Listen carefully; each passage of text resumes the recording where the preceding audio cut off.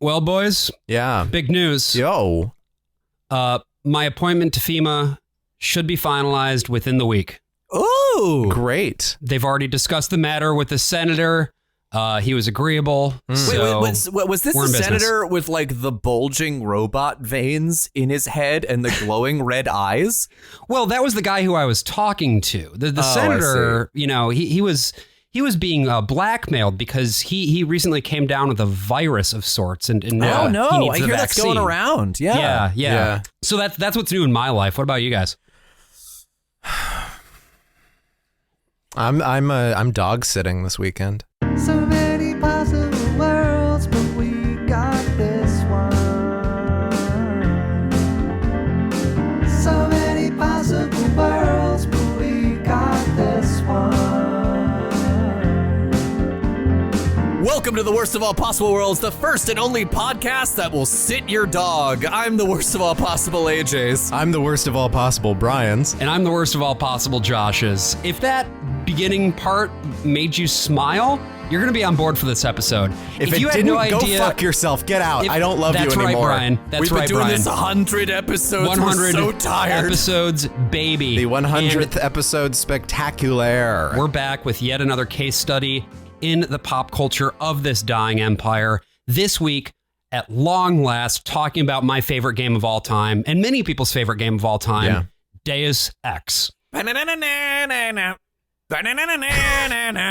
not the Deus Ex theme. Yes, but it's very close. It's incredibly close. I have been wanting to talk about Deus Ex for a very, very long time. I remember actually talking with you about this pretty extensively, AJ, you being like, what is one of the like texts in your life? Like one of those things. Surprisingly, you didn't say thief. You went next door. Well, but that's the thing. It's actually not thief. For me, Deus Ex is the game that I've played more than any other game. It is a game that changed the way that I think about narrative design, about what can be accomplished in a game from a narrative perspective. And about the Bilderberg Group. That's right, Brian. And so I think I first played it when it was either like my last year of high school or my first year of college. So this game has been sitting in the back of my head for a while. It is also sort of the text of like PC gaming. Like this is frequently rated the #1 PC game of all time. Yes. I am not a PC gamer. I was when I was younger, but I've been such a console boy for so long that there was actually a pretty steep learning curve for me learning Deus Ex. But after now having played it, I get it. As far as PC games go, it's really, there's kind of like the Holy Trinity, which is Deus Ex, Doom, and Quake. Right. Yeah, like those are the three. And I guess Unreal also, but like Unreal was used as the basis for so many games. I think that it's really those three. And, you know, we could talk about Doom and Quake on this show, but ultimately those weren't shooting as high in terms of what they wanted to accomplish narratively. Whereas Deus Ex really represented, I think, for the industry, a pretty major sea change. They were moving the state of the art forward with this game. And so many of the things that we take for granted with how games work, with how games tell a story, they owe all of that to Deus Ex. And especially the way that has worked in the last decade, because this genre, this style of game really fell off. We talked about this a little bit with like the Dark Souls episode, and we talked about it in the context of like Japanese games, but it was across the board. Everything kind of pivoted to consoles because they became the decidedly larger market, which meant that there was a simplification of a lot of things. And also just, I don't know, the temptation of making things in 3D as movies, right? The more like now things are cinematic. So let's make it as close to the movies as possible that we narrow our focus and narrow our range of possibilities for the player. But like then once we get to the 2010s and people get kind of bored of it, they start looking at, and we start getting a rising independent market. We have these people who are looking back and being like, well, what did these games do? This is really interesting stuff. And picking back up. And then we get things like, even in the AAA sphere, you know, Prey and Dishonored and everything. I think in order for us to best understand how this game got made before we get into talking about it, we really need to specifically talk about one man. And that man is Warren Spector. Now, if you've heard of Warren Spector, it's probably because you're a Deus Ex fan, honestly. Yeah. Or you might also think that that's the protagonist of Mass Effect. You might. So the first time I heard the name Warren Spector was when Epic Mickey got made. Right. Because all the articles were like, Warren Spector's new game is a Disney game about where you play as Mickey Mouse. And I was like, cool, who? Like, obviously that was someone important, but I didn't grow up playing PC games, so I had no idea who he was. It was just like, okay, everyone's really hyped about this Disney game. There were a lot of compromises made for that game, is what I will say. I'm sure. And he's pretty open about, talking about what those compromises were if you listen to interviews with them. Love to do an episode on Epic Mickey at some point. We'd have to dig up our Wii's. Mine is literally right behind me and my copy of Epic Mickey. Like, I could do it right tomorrow. And he will. That's a threat. Oswald the Rabbit, I'm coming for your ass. But there's a point where you hear the name Warren Spector, and even back then, I remember it sort of carrying the weight of like Quentin Tarantino. Like, even if you've never seen a Quentin Tarantino movie, which I hadn't at that point, you hear the name and it conjures in your mind very specific images of things, or a specific like mystique. Like, he is one of the gods of game design. For a little bit about his background, sort of where he came from, Warren Spector was born in 1955 in New York City. He went to Horace Mann. He's a true boomer. True boomer. Goes to Horace Mann for high school. Okay. If you're familiar with Horace Mann, it's really one of the very she schools in the city. Gets his bachelor's in speech from Northwestern, specifically with a focus on radio and television. That's in 1977. And then he moves from Chicago down to Austin, Texas, to get his master's in communication from the University of Texas. He completes that degree in 1980, but during that time, he is finally introduced to Dungeons and Dragons. Nerd. And that is an experience that changes his entire life. Because up until that point, he was like, I'm going to, work in media somehow. Maybe I'm going to make movies. I don't know. And then he plays D&D and he's like, I don't want to do anything other than make games for the rest of my life. This is actually an inflection point for a lot of game designers, right? It seems as though a lot of people that we've covered on this podcast or even talked to and, have been guests on this podcast got sort of their start playing D&D, and that's where the bug bites. But it seems as though like Deus Ex is his attempt to create a D&D game as fully as he can, like recreate the tabletop experience. And, I'm playing Baldur's Gate 3 right now, which is a game that is really desperately trying to just be like as close to a tabletop experience as possible. And it's gotten pretty close, but it seems Have you lost your hair yet? Josh, you're looking right at me, obviously. Okay, but I figured you'd have to at least become balder to enter the gate. Here's how you know we've been doing 100 episodes. That's a me joke. I know. Fully absorbed me into That's your why I'm fucking amazed psyche, that you baby. didn't get the fucking joke. I figured that was a layup for you. Yeah, well, and so Spector was making a lot of tabletop games. Like he has his hands in quite a few of them before and also in the midst of making computer games and working on like the Ultima series, right? And it's when he's working at Origin Systems that he contributes to the game Ultima Underworld, which is largely considered the first immersive sim. Okay. It really advances beyond just being a simple dungeon crawler, and it gives you more tools that you can use to sort of progress through this dungeon in the way that you want, rather than just wandering around and having random encounters, which is sort of the norm for the genre. Have you played it, Josh? I have not. I just know about it by reputation. Sure. To be honest, I have a really hard time playing games that were made before like 1994, 95. Yeah. If they're in three-dimensional space. Yeah, usually there's just interfaces that are really like I've tried to play System Shock 1, been like, what the fuck is happening here? I'm not going to do this. and so much of that, and you mentioned System Shock 1, Warren Spector worked on that game. Oh, there we go. Okay. He was working externally on a contract, I believe, with System Shock, and then he gets fully pulled into the fold and works at Looking Glass for a while. Sadly, Looking Glass went out of business, and we will talk about this when we eventually talk about Thief. He got approached by a very high-profile studio to make a game under a very high-profile IP. He's about to do it, And then he gets a call from John Romero, the guy who made Doom. And so like you said, Josh, right? Sexiest man in video games. The 3 games are Doom, Quake, and Deus Ex. And John Romero made 2 of those. So he has just come off of making Quake. And it was bad. It was the game is not bad. Obviously, the game does quite well and people like it. It was a bad experience, however. And this was sort of his relationship with John Carmack, the co-founder of id Software with him. It totally falls apart. Somewhat like pretty publicly, too. Like this becomes a big story. And so John Romero breaks off, brings Todd Hall with him, and then calls up Todd Porter and Jerry O'Flaherty, who are working on an RTS that's been really wowing people behind the scenes. And they're coming from a place called Seventh Level, which was usually making licensed games. Like it made the Monty Python point and click games. So John Romero and Todd Hall leave Louisiana and go to Dallas in 1996 and create Ion Storm. The timing is perfect here, right? Yeah. Because John Romero now is making a big name for himself with Ion Storm.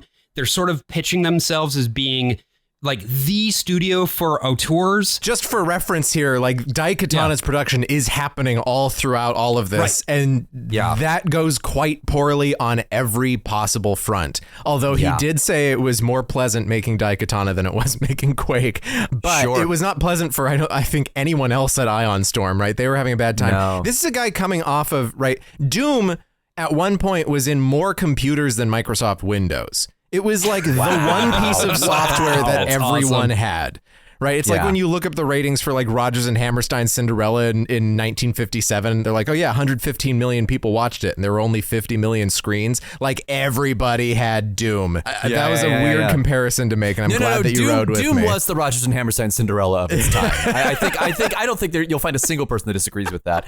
I also I don't think you'll find a single person that agrees with it either. You'll just have a lot of people going, okay, sure. Sure, Brian, the only person in the world who would say this. Well, it's also very interesting because the people at Ion Storm, that are working on Deus Ex are hearing about all the Daikatana stuff, and they're getting incredibly discouraged by it. Yes, Well, and the super nice stressed thing, out. though, is that the people making Deus Ex are not in Dallas. They're in Austin. They have sort of a satellite branch. They're keeping it weird. So he gave this really great hour-long post-mortem about Deus Ex at GDC in 2017. So a lot of the stuff that I've been noting was actually pulled straight from that. Okay. One of the things that he talks about is basically what the vision was for Deus Ex, because this is a game that he'd had in his brain for a while, right? And this is what he says. I wanted to make a game that I called the real-world role-playing game. I wanted to make a game where you could solve problems the way you wanted. And I wanted your choices during play to make a difference in how the story played out. And here's kind of one of the keys. I wanted your choices to say more about you, the player, the human, with your hands on a keyboard and a mouse or a controller. I wanted the choices to say more about you than they did about your in-game avatar. I don't care about your puppet. I care about you. I wanted every player to get to the end of the game having had a unique experience. In other words, I wanted to tell a story with players just the way Bruce had told a story with me and with my friends. In that reference there, Bruce, me, and my friends, he's of course talking about his experience doing D&D. It feels like actually that Warren Spector's life could actually make a very interesting biopic too, because there's just so many inflection points where he's this sort of repressed genius who isn't able to fully realize his vision until Deus Ex, right? Because at Looking Glass, he was just, while they were developing Thief, he was like, maybe there should be an option for you to run and gun your way through this level too, and they're like, no, this is exclusively a sneaking game, right? And you see that thing in the movie where it pans in, it's just like, I'll show him. I'll show him all. And in fairness, it would make Thief a different game than it is. And I do think that it was the right choice for that game. Sure. Absolutely. If you want Thief with guns, you can go and you can play Gloomwood now. Yeah. So I'm curious to hear what you guys sort of think about this as a concept, right? Where you are playing a game that is fundamentally about who you are as a player, what your choices are as a player, and that influences the way that the game plays out. It's interesting to come from, we do the escape room version of this where your choices matter. And it's only a couple of choices, right? One at the beginning of each room, one at the end of each room. And then there are little things that might get a reference, or you can, of course, riff with the actor or whatever. But like, for the most part, it's like, once you get to my escape room, there's going to be a part 3 at some point. There's intended to be a part 3. And we already have like a 150-page script because I have 5 scripts that I have to work from based on the choices that they've made before. In video games, you know, you have the freedom to go even farther with that. And many people do. And that's why you see like game scripts like Disco Elysium has over 1 million words in it. You know, Fallout New Vegas has like 200,000 words in it, all fully voiced. This one doesn't go so hard in the writing. You know, these choices are different. And it's also just because this is, again, an early example of this stuff. Mm-hmm. It's testing the waters in a lot of ways. It's taking things that have proven to work in Thief, in Ultima, in the Elder Scrolls to a degree, but now it's throwing it into a different and in many ways more limited range, which actually makes all of those reactive elements even more powerful.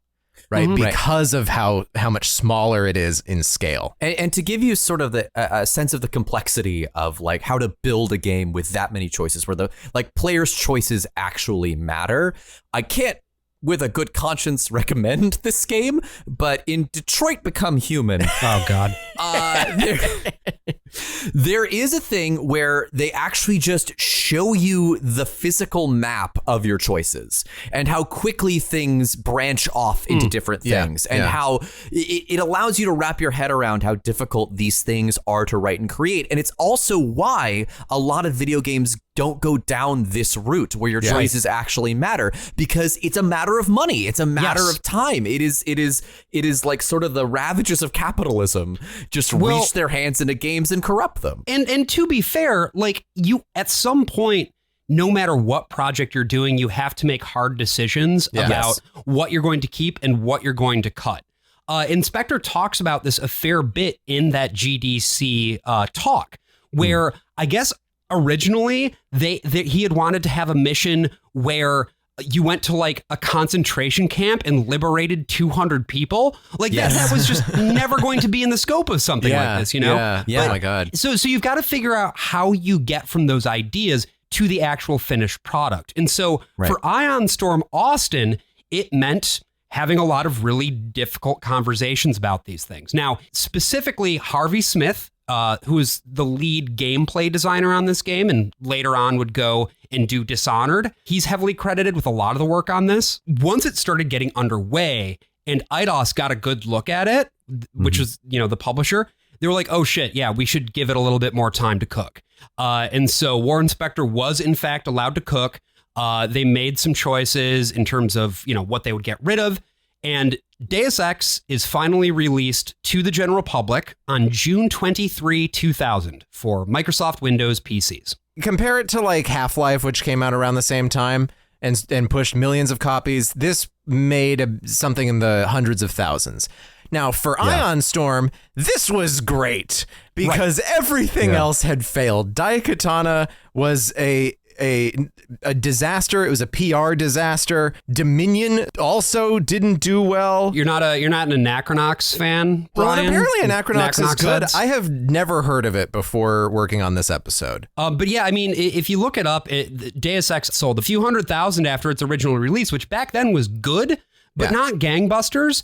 However, the critical reception to this game, rapturous. People fucking love it. And yet it doesn't fully like escape its camp roots. Do you know what I mean? Like, you expect going into this that there's going to be like a level of like, I don't know, like you play like the modern Deus Ex games, you play Human Revolution, you play Mankind Divided, and there is a certain level of like gravitas to things. I would argue that it's actually a little bit overly self-serious even. Like, I think it's trying too hard to have gravitas, whereas there is something about the original Deus Ex where there's just camp value. I mean, listen to this. This is the opening cutscene from the game. We're looking at two men who are standing under this big globe that's being like held up by this gigantic hand. It's very striking. Bright red background. Yeah, and they've got some stuff to talk about. Your appointment to FEMA should be finalized within the week. I've already discussed the matter with the senator. I take it he was agreeable. He didn't really have a choice. Has he been infected? Oh, yes. Most certainly. When I mentioned that we could put him on the priority list for the ambrosia vaccine, he was so willing it was almost pathetic. This plague, the rioting is intensifying to the point where we may not be able to contain it. Why contain it? Let it spill over into the schools and churches. Let the bodies pile up in the streets. In the end, they'll beg us to save them. We've had to endure much, you and I, but soon there will be order again. A new age. Aquinas spoke of the mythical city on the hill. Soon, that city will be a reality, and we will be crowned its kings. Better than kings. Gods. So, if that sounds like nonsense to you mostly, it's because it is. Yeah. It took me beating the game and then replaying it to only fully makes understand sense after. anything that was said. Yeah. Besides, there is a plague, there is a vaccine, and these guys are evil. Yeah, FEMA, if you know about conspiracy theories, you know that you're already in this zone where like FEMA is like the most powerful thing in the world. You hear disease, vaccine, there's a plague that's hitting humanity. This is somewhere in the future. You see the UN mentioned, and we're off to the races. Yeah, and we should clarify that Deus Ex is a world where every conspiracy theory is true. Yeah, it's like Into the Woods for conspiracy theories.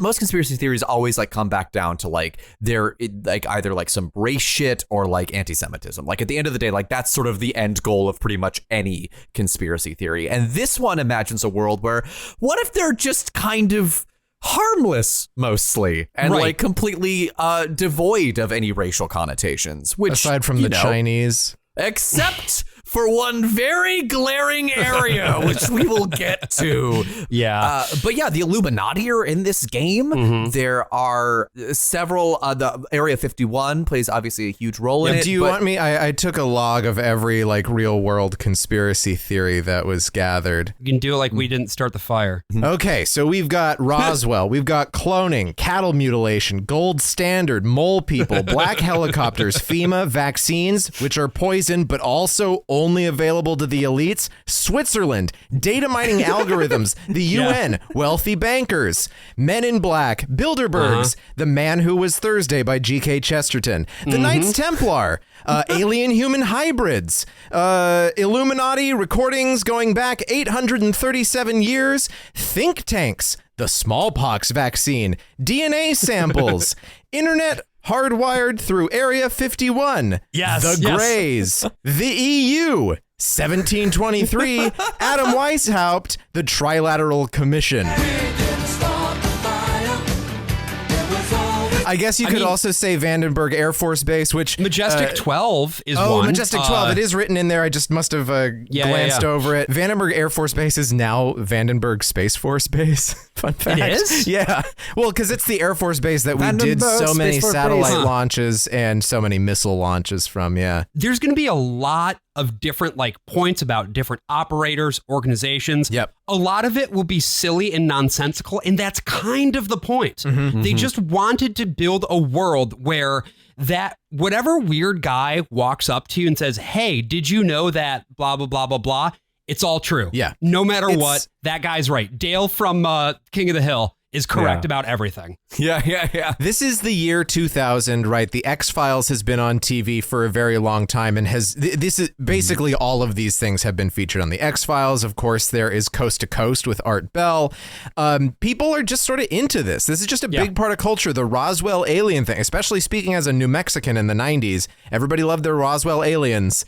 You know, their greens and their grays. Warren Spector actually has described this game as X-Files meets James Bond. Like that's sort of like the big synergy here. And it is, we mentioned earlier that like a lot of video games try to like replicate movies. And this is sort of an interesting case where it is trying to sort of replicate like the spy thriller, but it doesn't have like the cinematics to do so. Well, right? I think it's taking inspiration from the world building without attempting to totally ape the style. Yes, and I think that's important, right? Is that we want to just make a world that's kind of fun. Another inspiration for Warren Spector was Neuromancer. He talks a lot about William Gibson and that whole sort of thing. So like, yeah, you name a staple of sort of like sci-fi, and it probably got pulled into Deus Ex in some way, shape, or form, and just all kind of like mixed up into this strange paste that is delicious. The game starts you off after that opening cutscene. It drops you right into the action, right?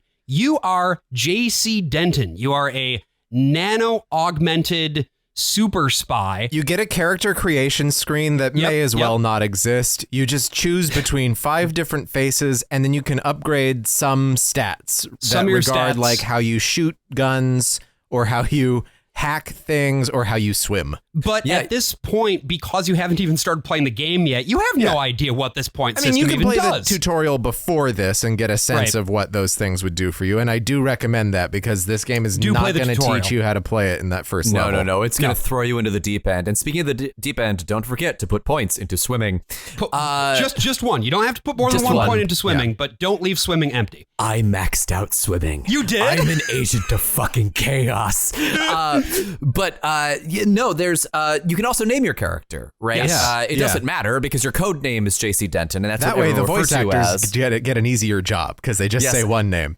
Absolutely. But what did everyone name their JC Dentons for this run through? Oh, I just call him JC Denton. I never change it. That's a really funny code name for somebody. Your code name is your actual that's name. the funny thing is like it's the default, and so everyone's like, your code name is JC Denton, but like the default sets it up that it's also your real name. Right, which also is what actually makes sense when you find more about his past at the very end of the game. But I chose the name because I just assumed it was like a little vanity thing. Like maybe it's your just save file or something. I didn't think it was really going to show up in the story because I knew it was voiced. So my name was Cramble Grenton. And then, you get to later parts of the game after you get disavowed and you start seeing newspapers and other reports, and they're like, we have to get Cramble back. Cramble Grenton is coming for us. I realized the mistake that I'd made. That has an effect. I thought that screen did nothing. I didn't realize that changing your name there actually did. There are things that will say Cramble Grenton for sure. I love that. They won't say whatever you put in. They'll say Cramble Grenton no matter what. Yeah. Cramble Grenton sounds like the pseudonym for Krampus. Like if Krampus were to hide among us as not a Christmas demon, but as a human. Me not Krampus. Me Cramble. So Grenton. Whether you are Cramble Grenton or JC Denton, the game starts the same way. You are on the docks at Liberty Island. Yeah, with UNATCO, the Statue of Liberty. That's right. UNATCO, which is the organization that you work for, has tasked you with taking care of a problem. Basically, the NSF, which is an anti-governmental terror organization, rolled into the island. They took a hostage who is a fellow UNATCO agent. Yeah. And Paul, your brother, meets up with you on the docks to basically tell you, hey, I can hook you up with some hardware. You got to get in there. I had a real hard time with this level. I actually think that even now, Josh, you reached out to us and said, it's like we're not on a text thread, but like, it's like I was checking in. I was making sure you were doing okay. You called my people and they informed me. Got a warm glass of milk and yeah. And you were just like, at the end of the game, go back and replay Liberty Island at the end of the game. See what you think about it coming back to it after you've beaten the game and fully gotten a grasp of the mechanics. And I replayed Liberty Island and I still had a really hard time with it. I think that I don't think Deus Ex really puts its best foot forward. I think it throws you really deep in the deep end, but not in a way that's interesting. I think it is mostly kind of a very boring level once you know the mechanics. Liberty Island is weirdly too big, and the game is very large. The areas are very large, but Liberty Island is just a giant open space if you want to do the alternate routes. There's sort of a main route where it's going to teach you how to use an EMP, how to take someone down, take their weapons, things like that. But you're also told, hey, swim to the other dock at the other side of this island, and there's going to be a guy who can give you information. Right. And there's a whole back way in.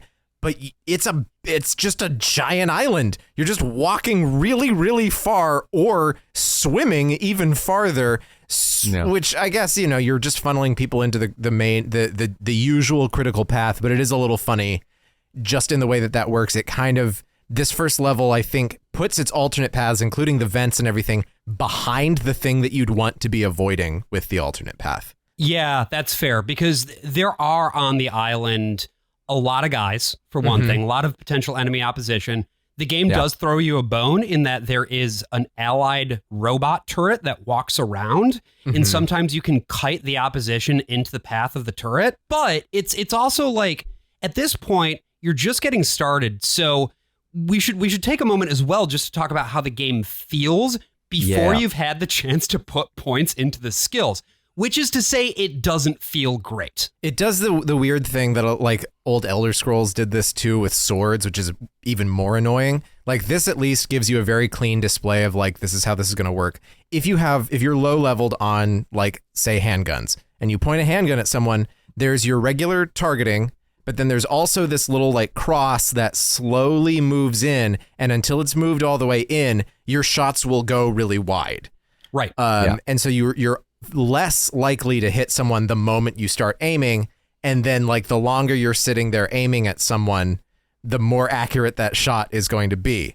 But also, of course, the more time they have to potentially spot you, run toward you, etc. And with the rifle, you can aim through the scope, and if you're low level, it's going to move around a lot, but it also has that little cross thing that's slowly zooming in. So you're now dealing with two different obstacles on that. And I understand the obstacles. Like, I understand why they did it. Right. This is their way of abstracting the idea of like, you're starting out at a low level and you need to get better. But it does this. And why would you do anything else if you could just go in and shoot everyone? Right. This wants to give you the opportunity to say, oh, I could walk past this person, I could hit them, I could go into a different room and hack something or whatever. Yeah, I could take a grenade and put it as a proximity grenade on a wall, so that then when they walk past it, they blow up. Whatever. Yeah. And if you're used to playing Doom, Doom is on every single machine. Then your first impulse is going to be like, blam blam blam, I'm going to run in guns blazing.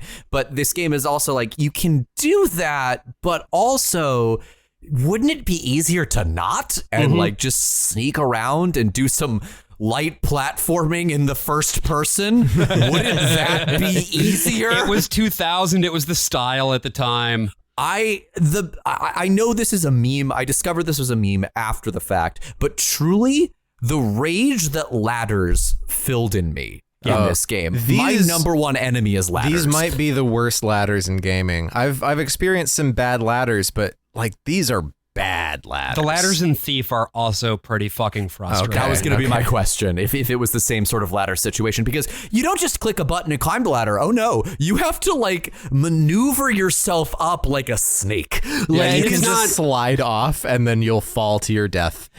It's not generous as far as like, oh, am I on the ladder or not? Like if you're not positioned well, it's going to say that you're not on the ladder and you will fall to your death. So just, and then going just down make sure to ladders, press the quick save key. Yeah, going down ladders is just bizarre. But yeah, you just need to be save scumming all throughout, because and death as someone will just bring you back to the soonest save that you have. And as somebody who is not used to playing PC games where quick saves are sort of like ingrained into you, especially if you started out with playing Deus Ex, it took a really long time for me to finally get used to the quick save key to actually make it through the game. Because here's the other thing, the medium difficulty, if you're not used to this kind of game, is also pretty tricky. Like you can die very, very quickly in this game. Yeah, I'm just going to say easy chads have medium cells seething. I had a fun time from the very beginning, and you didn't. So that was my folly. So my very first time playing through this game, I started out on realistic. I have only ever played this game on realistic. Well, it's a very realistic game. It's extremely realistic. I do not recommend that. I think, play it on the difficulty level that feels the most fun. If you're running around Liberty Island and it's too hard for you, go down a difficulty level. If you're on easy and it's still too difficult, I don't know, fucking get good, I guess. It's also worth noting that I think the game is balanced for easy. Yeah, because it's still really like not easy. The way that it works is that there's a multiplier that's baked in. So 1 is easy. And if you go up to 2, that's medium. And if you go up to, I think, 4 or maybe even 6, that's realistic. So do not feel bad about playing the game on easy mode, because it will be an immersive experience no matter what. Yes. other thing that I just wanted to talk about here with Liberty Island in the beginning of the game is sort of the secondary objective, because alongside with going up and talking to the terrorist leader, you're also supposed to liberate Gunther, who's another UNATCO agent. Did you guys do that on your first playthrough? Absolutely not. No. It's tricky. It's a tricky. He's behind a lot of fortifications. You have to go through a big open space in order to do it. There's no way around going through a big open space. If you want to take the little way around using the vents, you still have to go through the big open space. Even if you come from the floor above down, you still have to jump down through the big open space, and you will probably be seen by some of the strangest AI. And what you need to realize at the very beginning is that this is not a stealth game. This is not a game that really rewards stealth. The way that it will mention it in the first 2 missions, which will give you a false impression of it, right? Your boss will be you're playing on realistic. I will say that if you're playing on realistic, stealth is necessary.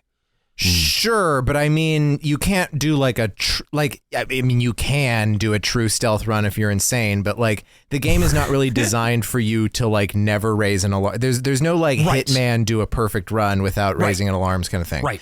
This is a game that utilizes stealth as one tactic among a handful of tactics. By design. That's exactly what Warren Spector was aiming for. And so you are sort of funneling into certain play styles, but you are jumping back and forth between different tasks as you're going along. As a result, don't get so sucked into this idea of like, I cannot let the alarm be raised. I cannot let these people shoot me, because the consequences for it are not what you think. They're immediate consequences. They do not carry over to like the later part of the stage. You know, you can wait them out pretty easily.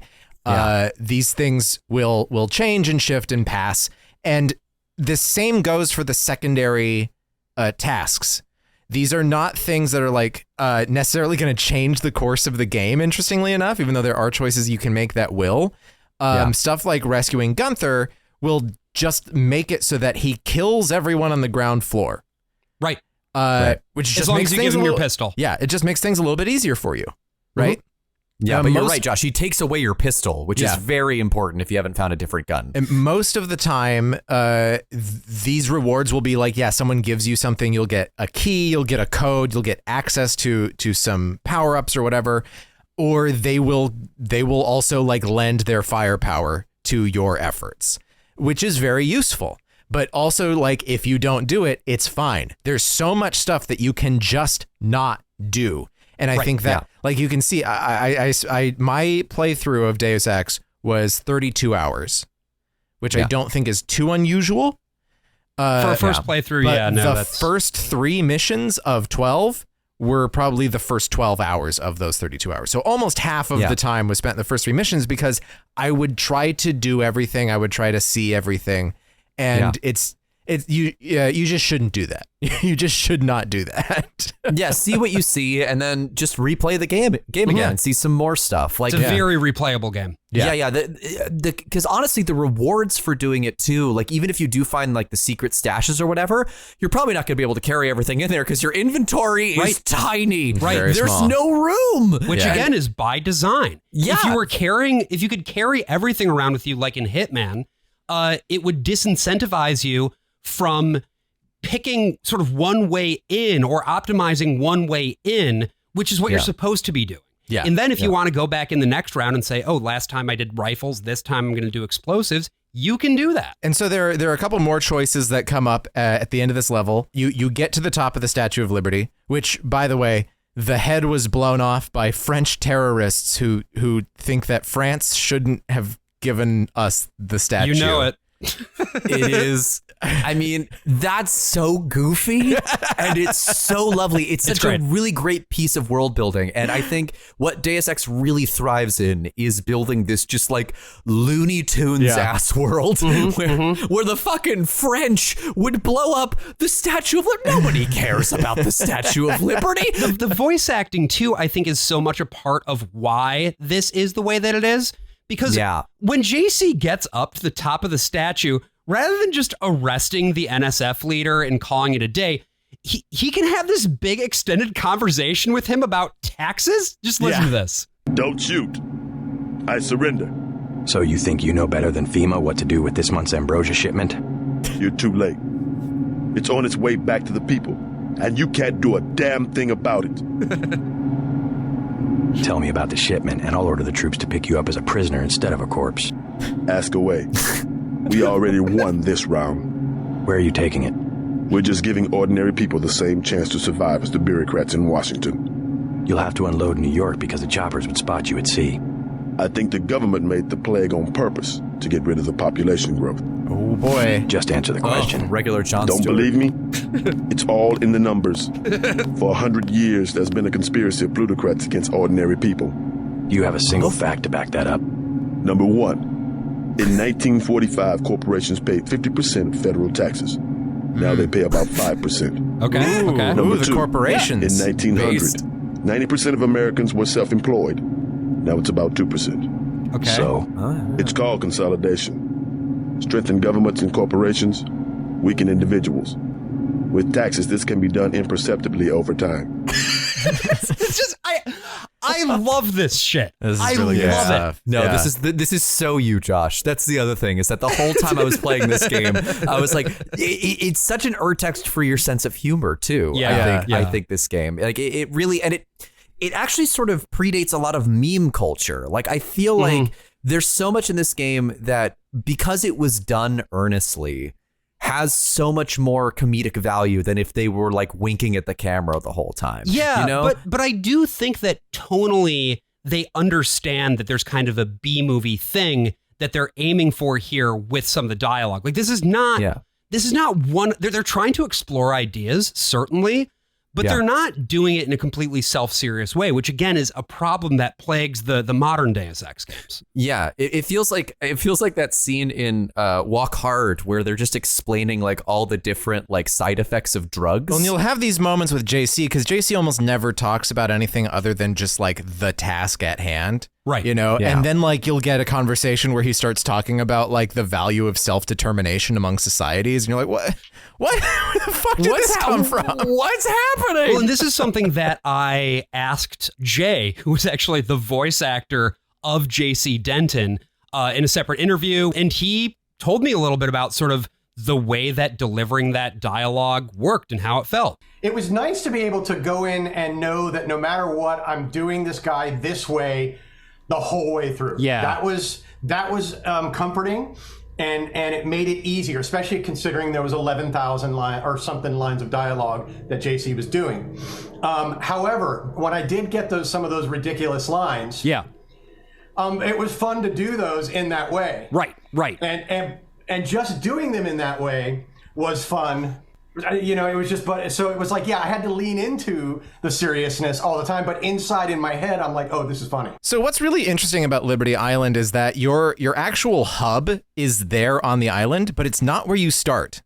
You start at the docks, you go on the mission, and while you're on your way to the Statue of Liberty, unless you're going around the back, you will walk by this little fortified area that is the UNATCO headquarters. Right. And this ends up being where you go immediately after clearing out the mission, because UNATCO comes in and kills everybody, and it really doesn't seem like you needed to be there at all. So you go into the UNATCO headquarters, and this becomes your base. Every time that you're going to be sent out on another mission, you're going to be starting there. You can use this place to heal, to gather items, to talk to people, to pick up your little stashes of hidden things that will be replenished every single time that you've completed a mission. This is also where you meet your support team. You've got Jaime Reyes, who's the doctor. You've got Alex Jacobson, who is the computer guy. Yeah, Alex is just the lone gunman from the X-Files. He's the computer guy on the inside who does not care about the organization that he's a part of. He cares about you, JC Denton. Right. And he will betray everything for your sake. And you've also got Sam Carter, who works in the armory. He's a vet. He's a Marine, actually. And his whole thing is like honor and duty and that sort of thing. You have a lot of personal friends here, even though you're brand new. It's People great. just like the cut of your jib. They see through JC Denton and see the Cramble Grenton that is inside. The Cramble Grenton that is inside all of us, really. That's right. And there's also this really fantastic dialogue that I just had to include here, where you also come across Gunther, who you will or will not have saved. And he's talking with Anna Navarra, and Anna Navarra is your new partner. Are you sure you pressed the right button? I do not make mistakes of that kind. Your hand might have slipped. No, I wanted orange. It gave me lemon lime. The machine would not make a mistake. It's the maintenance man. He knows I like orange. Yeah, they have this conversation in a break room, and they look like Matrix characters. Like they're long black trench coats. They got all this cybernetics on them. The layout of this place is so funny. You get to the break room by going through the conference room first. Absolutely. You cannot reach it otherwise. Yeah. But you walk around here, you see the med bay, you see the weapons lockup, you see the bathrooms, and of course, like any game, you're just opening doors and walking in them, and they've laid a trap for you, JC. As you walk into the women's restroom, there's a coworker there who says you are unprofessional. I did not go into the women's restroom. Thank you so much. No, you gotta go in the women's restroom because your boss chews you out for it later. So when you talk to your boss after all of this, he gives you a little debrief, and he looks at the things you did in the first mission. So if you killed a lot of people, he's like, wow, you killed a lot of people. You shouldn't be killing that many people, which again, don't listen to him. It doesn't fucking matter. Non-lethal is bullshit. Just kill people. If you took the person captive that you were supposed to get, you know, it mentions that. But if you killed him, you'll get chewed out for that. Right. I did a thing where the second time I did everything right the first time, and they indicted me. And they indicted you. The second time around, after I beat the game and everything, I played, you know, going through the back and everything, and then I killed him, and then I killed an NPC that was coming up, and it was one of the UNATCO soldiers. That gets mentioned in the meeting too. Really? That's he's cool. like, there'll be an investigation because someone else died in the statue after we'd already cleared the zone. Yeah. This is letting you know that your choices matter, but it's maybe leaning into it a little too hard because your choices don't matter that much in the game. But what it's doing is it's adding immersion to the role-playing side of the game, you know, in a way that I think is really, really fun. It just doesn't stay consistent after you leave UNATCO. Well, probably because it's really fucking hard to do. The reason, AJ, that you were feeling so bad about being told that you killed all those guys is it goes back to what Warren Spector was saying about the player and what the player does and how the way that they play the game reflects sort of how they are. You yourself would not want to be going out there killing a bunch of guys if you didn't know for sure that it wasn't justified. And so you feel a little weird doing it in the game too. So once you have gotten through sort of the dynamic part of the briefing and everything, you get your full on, okay, here's what the next mission thing is. That will be JC's job. What's that? Power station. The NSF have Ambrosia in a warehouse protected by cameras and booby traps. We want to power down the whole system. We're taking one illicit generating plant, protected by weak groups of NSF. Knock out that plant, and Paul's team can walk right into the warehouse. Just tell me where it is. The NSF are openly resisting our deployed forces, gradually falling back. You'll have to deal with them first. And you be ready, Paul. When the power drops, go in and go in hard. I'll use my discretion. So what's going on is, of course, this terrorist group has a stockpile of the vaccine that they've stolen from the UN because the vaccine to this gray plague that everyone is dying of is only available to whoever the UN says deserves it, which is, of course, the elites, the people in charge. And so you're going to make sure that no common human being gets a hold of that vaccine. And so you have to go to New York City. You have to go to the most famous place in New York City, and I'm, of course, referring to Battery Park. And in this version, in Deus Ex's version, there are just a whole bunch of Dickensian orphans who are running around desperate for food. Yeah, it's an interesting thing where, like, right at the very start of this level, you can talk to a kid and then get a massive shortcut. And again, it's like, just make peace with the fact that you're not going to see everything. Just bypass stuff. It's fine. This just gets you closer to your goal. Because ultimately what the Battery Park mission is doing, as well as Hell's Kitchen, where you head to next, is it's just layering additional complexity onto tactics that you learned on Liberty Island. So now it's letting you know that, not just can you go in and use this diversity of tactics, you can also talk to people. They'll give you shortcuts. They'll give you key codes. They'll give you cards. Like there's all sorts of things that you can accomplish in this way. And so, again, unlike other games, don't just assume that every NPC is there for you to like shoot or walk past. There are other things that can be accomplished by interacting with the gameplay world. It did make me hold on to chocolate bars far longer than I should have. Because food does not do shit for you. Soy food heals 5 points. 5 points. You have literally hundreds of points that you have to take care of. This would be a good opportunity maybe to talk a bit about the health system and how it works.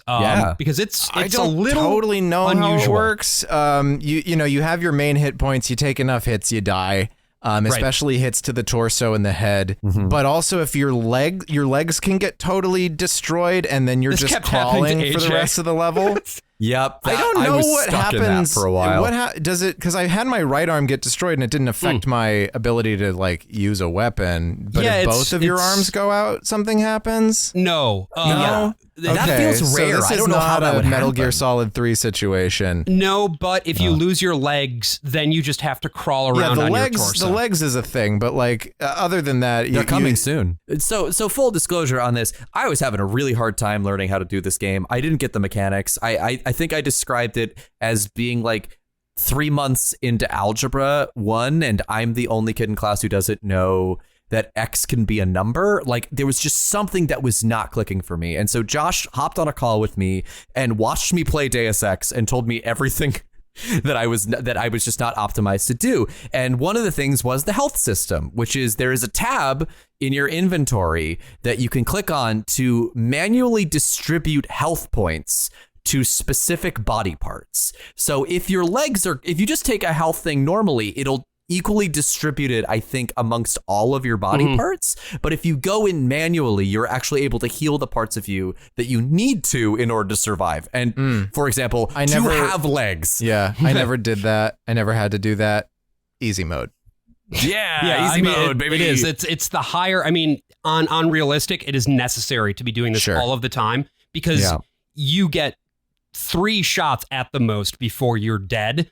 It's also worth noting that you do have the ability in that points system to upgrade the healing so that you can heal more points using a medic. Yeah. So at this point, you are pretty comfortable with the core gameplay loop. Now, you're slow. You can't shoot really very well. You're going to get spotted immediately. JC is not like Corvo from Dishonored or Garrett from Thief, right? You've got to use the variety of options that are available at your disposal.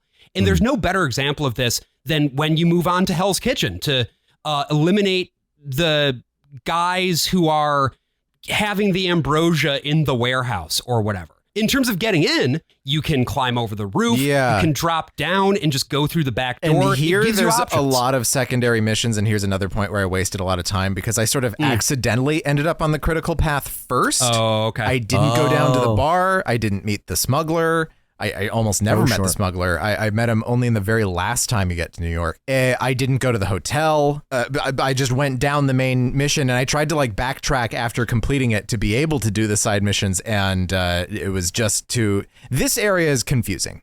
This area has kind of a weird layout. There's a lot of strange interactions between buildings and scaffolds and alleyways that it was impossible for me to backtrack. I think some of this actually comes down to the limitations of the Unreal Engine, where everything is just so boxy. And you can create rough approximations of a less boxy space, but it's definitely less immersive than some other engines, like the Dark Engine. For I liked the toilet paper rolls in the bathrooms that just looked like they came out of the Flintstones. They were just like a big, like white, solid octagon. Yeah, exactly. This is actually the first area of the game where I audibly said out loud, I am having fun.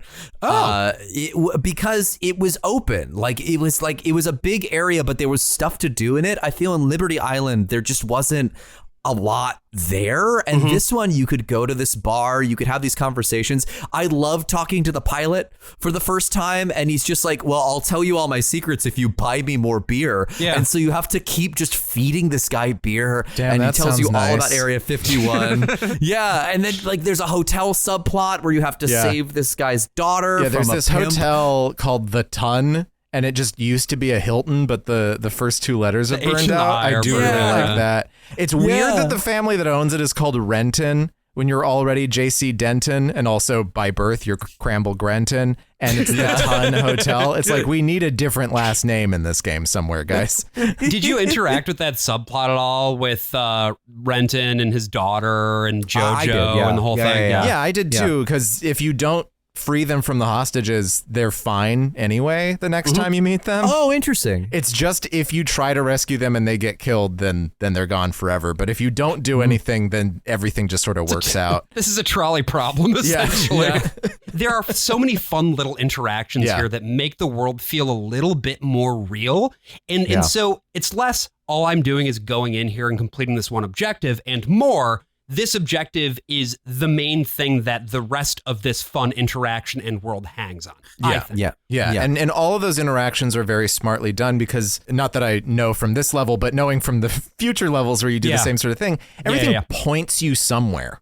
It leads you towards something that's going to lead you to one of the paths that gets you where you need to go. You know, you'll find codes, you'll find passwords, you'll find, you know, whatever. But finding your way to those places, I found to be very complicated because there are no markers. And I think my just dumb gamer brain has been so programmed to be like, oh, marker, I go there. It's just like, yeah, you'll want to go to the warehouse in the west. And I was like, west? And it was then a while before I found out that there was a compass. The compass. Yeah, the compass where you just kind of have to go where they tell you to. And it became very fun to like figure that out over time. But it was, that was a big hurdle for me in Hell's Kitchen. Yeah, I spent a lot of the early game trying to look at the pictures that they give you and trying to find some sort of reference for it as a map, but it's not really a map. And then I was like, okay, this game doesn't give you maps. We'll put a pin in that. So eventually you make your way to the warehouse that has the vaccine and, you know, over a whole bunch of ladders. Absolutely. There are so many ladders. And you either like explode something or you like hack into a computer. I had put most of my points into hacking at the very beginning of the game, and I didn't realize how underpowered hacking is if you don't have points in it. Like how you can hack into cameras but can't do anything with turrets or anything until you have a later level. I just had this thing at my disposal. And you have keys, you have picks for the locks, you have item scramblers that work on like keypads and some other things. And lock picks and scramblers, they're called multi-tools, I'm calling them scramblers, are finite.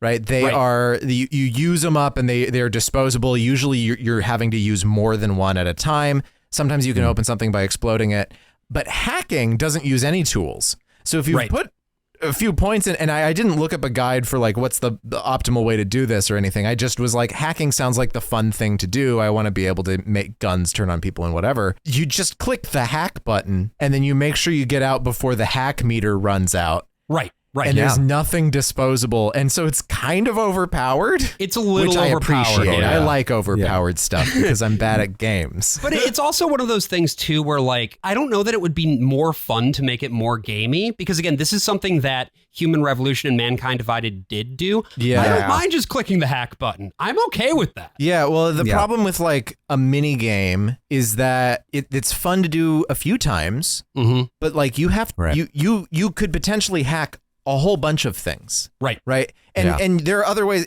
Anything that you can hack, you can get into another way, basically. And with computers especially, you can find the usernames and passwords for everything. And that's annoying, honestly. You get to points later on where you're like, I have the username, I have the password, it's in my menu somewhere, I even wrote it down. And but I don't want to have to type it. Yeah, I'm just going to click the hack button. I'm going to open my phone for a second, put it down, and then like do the thing that I need to do. Yeah. Yeah. What I will say though, and I think H Bomber Guy talks about this in his Human Revolution video, but there is something very satisfying about actually physically typing in the username and password to me. Like that felt very cool. And also pushing the buttons feels very good in this game. Oh yeah, especially because you can, if you have a number pad on your keyboard, you can actually use that. You can type it in on the numbers keypad, over there, which is funny because it's arranged in an opposite formation from what's on the screen, but it still works. You know. Yeah, that was like one of the most rewarding parts of this game for me was how tactile the hacking feels. It genuinely feels like you are there. Well, and I know AJ too that at one point you had said to me like, I'm so used to playing a game with a controller, keyboard and mouse feels weird to me. Yes. But there is something about those moments because you are doing the thing in front of you that exactly matches one-to-one with what you're doing on the screen that greatly increases the immersion. Yes, and The only real problem with using, I find, the mouse and the keyboard in this game is it's so overwhelming, the amount of buttons. Like, especially when we get into the augs. There's so many buttons. Like, me trying to remember which aug does what. Like, it really got to the point where I was only using 2 augs. I couldn't keep track of all the options that we have. AJ, this is why we'll probably never do either of the System Shocks. No, I don't think so. Because again, I tried I'd love both. to make you guys play Shock 2, but I don't think it's happening. Oh my God. It's just like, because there's also different modes where it's like one where the mouse is moving you around and one where your mouse is a cursor on the same screen and you're clicking on oh boy, dear God, it's just so many fucking people are just like, well, we have all these buttons, we might as well use them. every single one. There's 12 function keys. How many augs can we put in? Oh my God. 12? Yeah, and this was of course before function keys were mapped to other things where you have to press a button to make them work as function keys, right? So it's like, oh yeah, I just put my laptop in airplane mode 15 times when I was trying to turn on the light. Well, also, things in this game, where things are mapped in this game by default is absolutely wild. Crouching is great. Crouching. Reload is bound to the semicolon key. Scope is left bracket. Thank God I was able to put that on a mouse button. Crouching in default mode, change this as soon as you can, is hold down the X key. Now, some of you may be familiar with using WASD for movement. Some of you may not be. If you are not familiar, I want you to look at your keyboard right now, open up a laptop, see where WASD are, see where X is, and think which fingers are doing what while I'm crouching and moving at the same time. Thankfully, you can change it so it's a toggle instead of a hold, and I think I put it on caps lock. And you can put it on caps lock, you can put it on control shift, whatever you want. Like, that was something that I actually had to do with AJ. Was like, let's fix your bindings. And that immediately made your life better. Yeah, Josh looked at my keyboard bindings, and I don't remember this is what you said exactly, but it was something like, what a mess. Yeah, because you went through and have a bunch of things, again, all these default things that are right next to where your hand is going to sit on the keyboard that should be your most useful things, right? Like those should be your basic. That's why we use like E to interact with things or R to reload. Right. And instead, the buttons that are closest to you are the like lean out buttons or the button that makes your camera point up. Or the button that makes your camera point down, or the button that sets it back in the middle, which you are gonna use your mouse for. Right. It would be insane to just play this game entirely with your left hand. Getting Deus Ex set up in the year of our Lord 2023, you have to jump through a couple of hoops. Right? Because thankfully, the users on Steam have made this easy. You just go to the like community page, and it's like the top post is like, here are the mods to put in just to make the game work, that don't have weird quality of life or anything else. If you want to play the game like as intended, and honestly better than anyone could have ever played it in 2000. Absolutely. Infinitely. Download these couple of things. I never had it crash on me except once in the tutorial. And it plays buttery smooth. I was playing it with a choppy frame rate for a long time. Josh helped me out with that too. And when it's running like on all cylinders, like even if it is blocky, it feels really, really good. You move nice. Your movement is really nice in this game. I think that's actually a little unusual for a lot of games of this type. Prey also has really nice fluid movement in it. And all of these things sort of contribute once you figure it out, because like now we've outlined like all of the hurdles that you have to get over before you can really start having fun. But I think that this also corresponds to the point in the game where it starts to feel like you're having fun. Because now you have taken in all of the necessary information about how the core gameplay loop ought to work. You have coupled that with your understanding of the mechanics and what you want to be doing. And so when you get back to UNATCO from that mission, now the game starts to feel like it's firing on all cylinders. And as you'll recall, Paul, your brother, was supposed to clean up after you in the warehouse. And he's got no good car ideas. Turns out, not so much. Just fire the arrogant son of a bitch. I wasn't exaggerating. He's our best agent. We don't need him. We've got his brother, and more are on the way. He knows nothing. I think he does. You should never have sent him to Hong Kong. Let's be sensible. We have to look at the whole record. Look, I understand. He was your pet project, but it's out of my hands. Now that the shipment's been lost. I know. I will comply with the order. That's all I ask. Carry on. I'm going downstairs to interrogate the prisoners. So that is Walton Simons, the head of FEMA. You'll remember him from the very beginning. Yeah. That's wrong. Do you think AJ? when he interrogates the prisoners, he just he talks like that? He just leans all the way into their ears. Probably.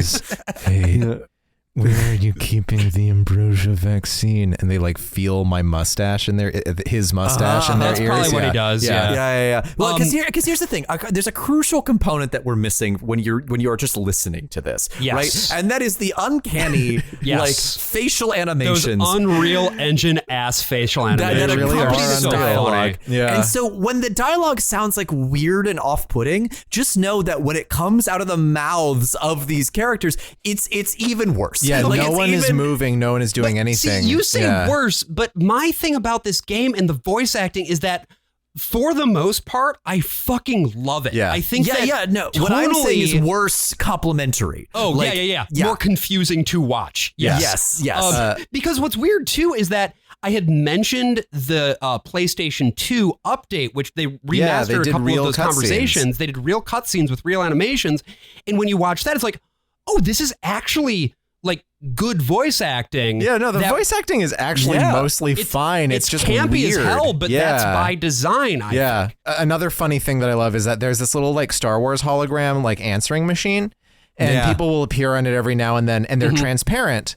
But each character model has 2 layers, one for the whole body and one for just the teeth. And so their teeth will end up just showing through their lips because the lips are transparent. So upsetting. It's great. So It's great. Yeah, Walton Simons is not happy with Paul.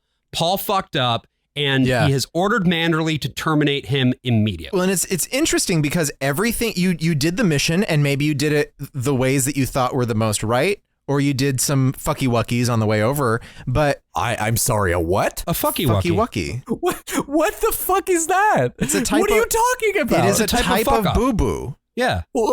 Made a little fucky-wucky. Yeah. But Brian doesn't have a fucky-wucky. Brian has a boo-boo. Oh, that's a good point. Correct. A fucky-wucky... every boo-boo isn't a fucky-wucky, but a fucky-wucky is always a boo-boo. What level I'm rotating the Venn diagram in my head right now. Wait. How many boo-boos does it take to make a fucky-wucky? Boo-boo is a blanket term, right? That includes whoopsies. That includes whoopsie daisies. Yeah. That includes uh-ohs and oh no's even. Right, okay. And fucky-wucky is towards the bottom, right? I gotcha. You did a whoopsie, you did a fucky-wucky. It's right above, I guess it's still above no growth. Okay. It's right above doing a no growth. I was going to say, what's the pinnacle of boo-boo? It can land you in the forever box. And good to know. Before, you were given the point by point on every part of the mission, right? You killed a bunch of people you shouldn't have. You killed a bunch of people you should have, whatever. And here you come back. And I did things mostly, I didn't do the side missions, but I kind of understood at this point that the benefits to the side mission, it's fine not to do them. I come back and they're well, the whole thing failed. Right. And you're what the fuck? It really genuinely affects you. Nothing you can do changes it. It's always going to fail because it's your brother's fault. And particularly if you have been paying very close attention to the briefings you've been receiving so far and the commendations you receive after the mission, if you're the kind of person who wants to be the best boy and get the best grades, and this happens, it gives you this immediate feeling back to that point of immersion of being back out of control. What you have to do now as JC is you have to go back to New York City and secure the remaining ambrosia yourself. Yeah, this is really crazy because, again, this is not an open world game. It throws you into the world. It's each mission has its own discrete places that you go to that can be open on their own terms, but this isn't Prey. This is not one where you get free reign of the entire space station and you're going back and forth. Right. And this game has just sent you to New York on the second mission, and mission 3, it's you're going back to the exact same place. That's a really interesting choice, and I don't think I've ever seen another game do this. It's really interesting. And ultimately, what you have to do is go now to Brooklyn Bridge Station, which is a part that you haven't interacted with yet. Although you will be returning as well to the map that you were in before. Yeah. And at Brooklyn Bridge Station, you encounter a vaguely Latino gang. It's questionable. It's another one of those moments where it's like, this can be kind of a side mission that's given to you, but you'll already have completed the objective probably because it's right there at the beginning. And so you're like, I'm going to talk to this guy. And it's like, he has an accent. I need to kill him. Yeah. Jesus God. It's questionable. No, and it's not great. I will say that its portrayal is, let's say, broad. But it's also not, I will say this, like, it's not like some shit. Like, for instance, the first level of Hitman Blood Money, it's not like that. It doesn't make you feel like this is the most racist thing I've ever seen. It's not a David Cage game. No. God, no. You need to get to LaGuardia Airport, right? And you get there by going through tunnels because mole people and mole children, we've got to save the mole children. Paranoia. Everyone's coming to get me. Just say you never met me. I'm running underground with the moles. Digging holes. Digging holes. And once you get to LaGuardia, this, by the way, is where I helped AJ out. Okay. This is supposed to be LaGuardia in the future. And it doesn't have the cool ass fountain that LaGuardia has right now. They fucked it up. They fucked it up. Also, LaGuardia there's this strange plot where like everything is so hollowed out and neoliberalized in the US that they've had to privatize everything. And so each terminal of LaGuardia is owned by a different corporation. Which I was kind of hoping... I was kind of hoping for like Josie and the Pussycat style like advertisements all over it, you know? Yeah, no, this terminal, the whole fucking terminal belongs to this guy named Juan Lebedev. Yeah. And Lebedev is the one who I guess is going to be flying the remaining Ambrosia vaccine out. And so he needs to be fucking stopped. And so you make your way past a bunch of security bots, you get to the hangar where the 747 is, and then this happens. You can relax, JC. I told the troops to stand down. That's right. I'm working for the NSF. I'll meet you at the 747. So that's your brother standing right there, Excellent right work. at the base I of the underestimated your stairs. abilities. You work for the NSF? Listen to what I've got to say. We don't have much time. You got that right. UNATCO will have a team here in a few minutes. The Grey Death is a man-made virus. Everyone up to the president is at UNATCO's mercy as long as UNATCO controls the supply of ambrosia. You believe that? We have proof. We need to get the ambrosia to Hong Kong. Heard of Tracer Tong? He can help us synthesize it ourselves. You better step away from the jet. Your boss is my next objective. Join us, JC. Cold. Talk to Lebedev. Ice cold. He can convince you.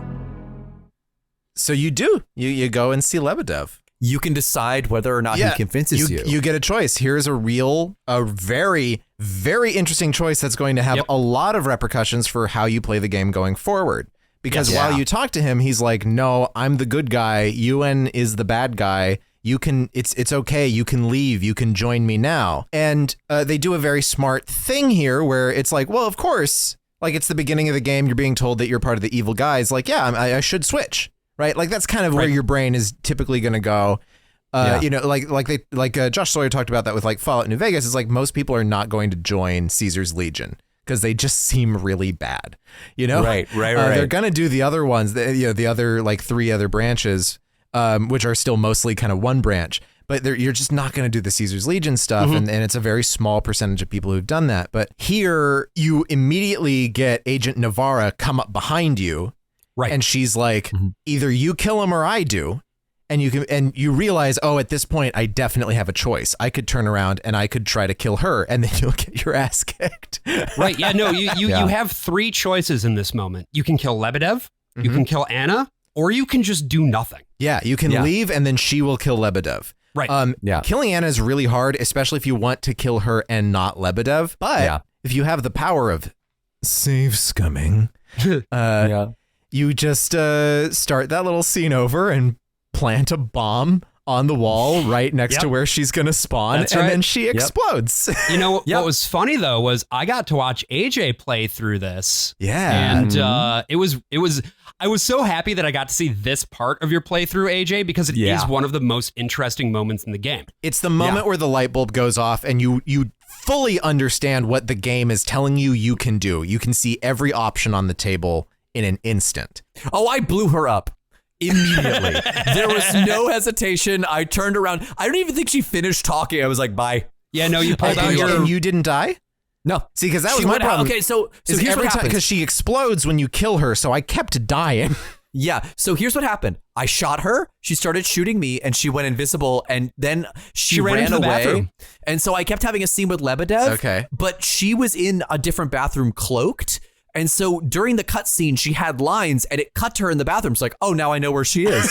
So I blew her up. That's really good. Yeah, that's an interesting thing. All the AI in this game has this like fight or flight response. And so once you get them down to a certain point, they will start running away.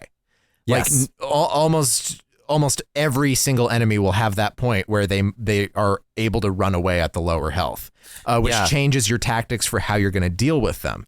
And so you were able to take advantage of that. Usually she's really hard. This took me a lot of tries because the game really doesn't think that this is the ideal time to kill her. She is the first boss of this game, and you have 3 different occasions where you can encounter her. And the game is basically built so that you don't have to do like any boss fights. Yeah. Like as actual fights ever, if you don't feel like it. You can always blow them up. Or do other things. Yeah, which also blow them up, I guess. So both of you guys, to be clear, both of you guys killed Anna. Oh, yeah. In your first playthrough. Yeah, it sounds like it. Yeah, it's one of those things that like I ran a D&D campaign where I put one of my players, he was a paladin, so I put him in like the city's guard, right? I made him into like the one good cop in this corrupt organization. And because that was something he was interested in doing. And literally as we started playing, his first impulse was like, fuck this. And he like killed his like superior officer and left immediately. And playing this game, I was like, yeah, that's actually the impulse of like people that I want to hang out with. I don't want to hang out with people that let her live or like let her kill this guy. Yeah. One thing that in fairly early development they had to cut just because it would have made things so much more complex was that there was going to be a whole other path where you could just stay with UNATCO and keep doing UNATCO shit. Interesting. Okay. Yeah. But that seems like a Caesar's Legion kind of thing. Where like, who's going to stay with them? It's that, but it's also just that it would have made the storytelling so much more complicated. Yeah, they would have been completely different branches at that point, rather than slight variations. Which they chose not to do. And I do think it's to the strength of the final product. I do love that character moment that you had, though, AJ, where she is like cloaked and trying to kill you, and then she can't help but say, like, go ahead and kill him.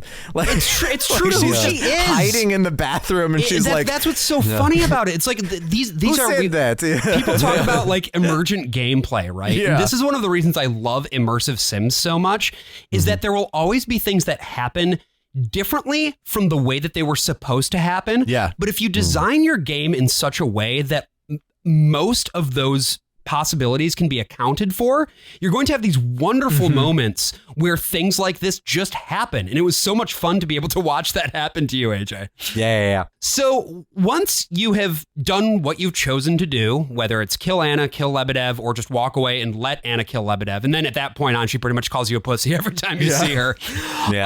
You go once again back to UNATCO. At this point, they know that Paul is providing material support to Tracer Tong.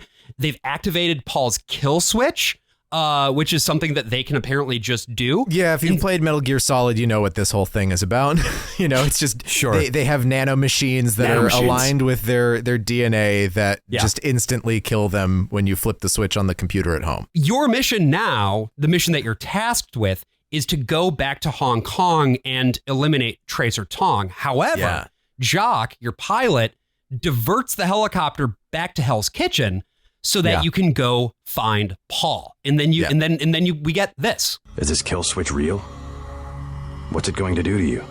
I'm afraid that's classified. Manderley said you're going to die. You've got to have God clearance to know. The nanites can be programmed for exponential growth. There's a chopper that can take us to Hong Kong. You know, Jock?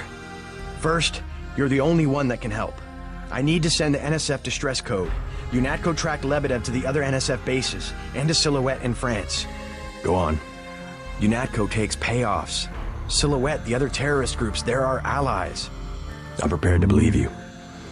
I killed Agent Navarra, and I'll join you against UNATCO, but I want proof. So you hear that reference there to killing Anna Navarra, right? This is a piece of dialogue that does not happen if you didn't do that, right? There are other variants of this conversation that are sort of inserted into the main dialogue tree that aren't necessarily dominating it, but it's present. It's there. It acknowledges the thing that you have done just now. Right. It makes you feel great. It's like I have impacted the game's story in a very specific way. Also, that data cube, not on a table, it's on a cabinet. Do you know how long I spent in that basement looking for a table that did not exist? Oh, well.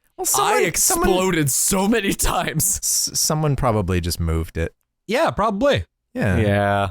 Ultimately, what happens is that JC ends up in UNATCO custody. Depending on how you play it out, you might even get taken into UNATCO custody by Gunter himself. Yeah, this is also another point where you could have your boss fight with Navarra. Regardless, this is a forced failure, which normally I don't like in games, but there's something about the way that it accomplishes it here that still makes it feel like it is within the player's control. In a very surprising way. Like you said, it goes all the way to if you've done it all, if you've killed Anna Navarra or whoever else is there, it then goes into a cutscene. Otherwise, it's just whatever point you die, you are now arrested and now in custody. Yeah. And can you kill Gunter here? No. Is that possible? No, okay. he is. This is one of the weirder things. This is one of the things that bothers me about this game. And I understand that, like, at some point they just had to ship it, you know? But like, there are characters that you can't kill, and it's not totally transparent as to like who's going to have that invincibility programmed into them. And there are characters who you can kill, but not yet. Like there's a point where they will no longer be invincible. And most of the time that's signposted, but it is still just like, you know. So I complained about the vents earlier and how sometimes you'll get like your alternate path, but you kind of have to go through the main path to get there first. And you'll set off an alarm and like it makes me anxious. But here you can get into a vent very early and the vents take you everywhere. Yeah. Oh, yeah. Yeah, you can get absolutely everywhere vents in this building. Yeah. Which is really clever because you have been taken into custody. And what happens is you actually get jailbroken by an AI. It sounds like this. I need you to escape. I can cut power to the door only a few seconds without being detected. Get ready. Gasp. So yeah, this AI is called Data. The AIs I think are my favorite performances in this game. Like not on a fun camp level, but I just genuinely enjoy the way that they're presented. I like the effects that they're using to like. It just doesn't sound it doesn't do the usual stereotypes that you'd hear of like, here's what a computerized voice is going to sound like. In this level, you can release another one of the prisoners. He's not very helpful. I did manage to keep him alive all the way until the end. Good for you. And I shouldn't have. It was a waste of time because he was so prone to dying. Yeah. Here's where you also run into like the lizard that killed Newman in Jurassic Park. Yeah, the Greasels. I hate them so much. They're not my most hated enemy, but they are my second most hated enemy in this game. I couldn't figure out how to beat the robot spiders. I never crashed. They're annoying. The spiders guys are anything annoying. that's like small just really sucks. Anything that's like down below your knees. But the thing about the Greasels is that they are in containment, and so they only become a problem if you let them out. If you do it, yeah. And like the Baja Men, I let the Greasels out. And I regretted it so much. Wait, the Baja Men let the Greasels out? That was their second single. It wasn't a big so that's hit. Why they were a one-hit wonder. I got you. The Greasels ate them. Yeah, because the Greasels attack you. They're small. They're hard to hit. And they spit poison. Yes. Poison that makes everything dark, and then you slowly die. You know, this level is actually really fun because it's really when I started utilizing missiles and rockets in a very big way. Gun? Well, and yeah, so here's where you get those kinds of weapons, but because I'd played so much without them and I already had full inventory and I regained my full inventory going to the weapons room, which you don't have to do. Again, very interesting. You don't have to like get all your weapons back. You can start afresh. I didn't because I'm a creature of habit. I just never used any of the advanced weapons that I came across because I never had room for them other than the lightsaber. They take up a lot of room. They do. But it's a very cool moment too, that like, much like in Castlevania Symphony of the Night, it's like, oh, I need to get my weapons back. But then when you get to the actual room where your weapons are, you can pick your weapons up off the shelves if you want, or you can just get any other weapon. Yeah. It's like, just go for it. Yeah. And it's such a fun, like, the game at this point trusts you that you understand the mechanics, you understand mostly what the weapons do, and you know what it is that you want to be doing. And so it just lets you do what you want, which is such a player empowering choice. And it feels very, very fun. Well, JC has being reborn in this moment, right? I guess, like, I think no, because that's the end of the story. You maybe depending. He ascends at the end. He ascends at the end. You maybe spent 40 days in the desert and came back. Oh, so you're thinking that this is actually like the proselytizing section. This is like JC's life. Yeah, now we have apostles. begun the Evangelion. Yeah. Either way, though, I think that what's cool about it as well, just the last bit about this, is that the storytelling of getting your weapons back makes sense too, because where are they? They're in the armory. And that's where all the weapons are. Yeah, in the Kink.com armory. That's right, Brian. Yeah. And so eventually you get through this prison, you get out. There's a very cool twist that I'm not going to tell you about. There's an interesting thing that this game does, like we saw with repeating New York, but it also will take you into levels and then make you go backwards through them. And that backwardsness is really interesting. And so if you find yourself in a level, like going through a place where you haven't had a whole lot of branching paths for a while, like you go into 3 rooms in a row that all just have like one door going forward, you're going to have to go backwards, and there's going to be some cutscenes that are playing while you're doing it. There's a character that we're not going to spoil, but you have the opportunity to kill this person if you want to. And then later in the game, somebody says, well, that person has been like transferred somewhere else. And I was like, yeah, to hell, because I killed him. This is also your last moment where you get to fight with Anna Navarra, but you may have uncovered something while you were digging through everything in the prison, where you can just kill her in the cutscene where you meet her. So and cool. No fight even has to happen. Has any other game ever done this? It's so fucking cool. I can't think of one where you can just bypass bosses like that. That's actually a huge trick in D&D too, right? This is a holdover from D&D. Sure. Okay. Often, you know, if a dungeon master is worth their salt, there are obviously a whole bunch of different ways to get around boss battles. You can fight them head on, you can min-max, you can do that whole thing, but usually there's like a strategy that you can do that avoids a fight altogether. Sure. You say Rumpelstiltskin and he rides away on a spoon. I want to play your D&D game, Brian. You can do it in the conversation, but like when you try to do it for like different members who are also augmented, like there's always just like, oh yeah, actually that hasn't been installed in them yet. So you get it for this one time. You get this one trick and then one weird never trick again. Yeah. There's so much momentum that carries you through to here. You feel amazing. You feel powerful. And it's like, well, what the fuck is next? And when we get back from the break, we're going to talk about it. Hello, listeners of the podcast, The Worst of All Possible Worlds. Cramble Grenton here, codename JC Denton, of the United Nations Anti-Terrorist Coalition, here to remind you that there's never been a better time to visit New York than in the year of our corporation, 2052. Yes, we here at UNATCO have teamed up with the New York City Tourism Board to encourage you to book a trip to the city that never sleeps, because the UNATCO mechs that keep our streets safe can't stop blowing up hospitals.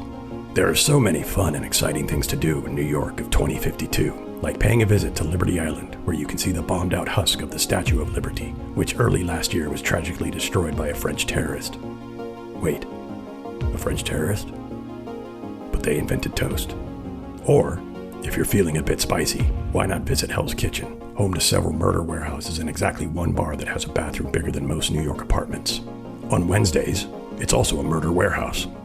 And after you're done barely dodging the gunfire of one of our friendly UNATCO murder robots, why not take a subway ride down to Battery Park, where you can find barrels upon barrels of toxic waste and packs of pigeons that will jump scare the shit out of you if you happen to pass within a mile of any of them. Sometimes I dream I'm a pigeon. Just kinda bopping around, eating seed, or whatever. It's nice. I'm not in my body anymore. I don't have to worry about the world crumbling around me, or all the nefarious factions fighting for power, or the fact that aliens are real and they hate us. I just exist. Breathe. Coo when I'm happy. Like this.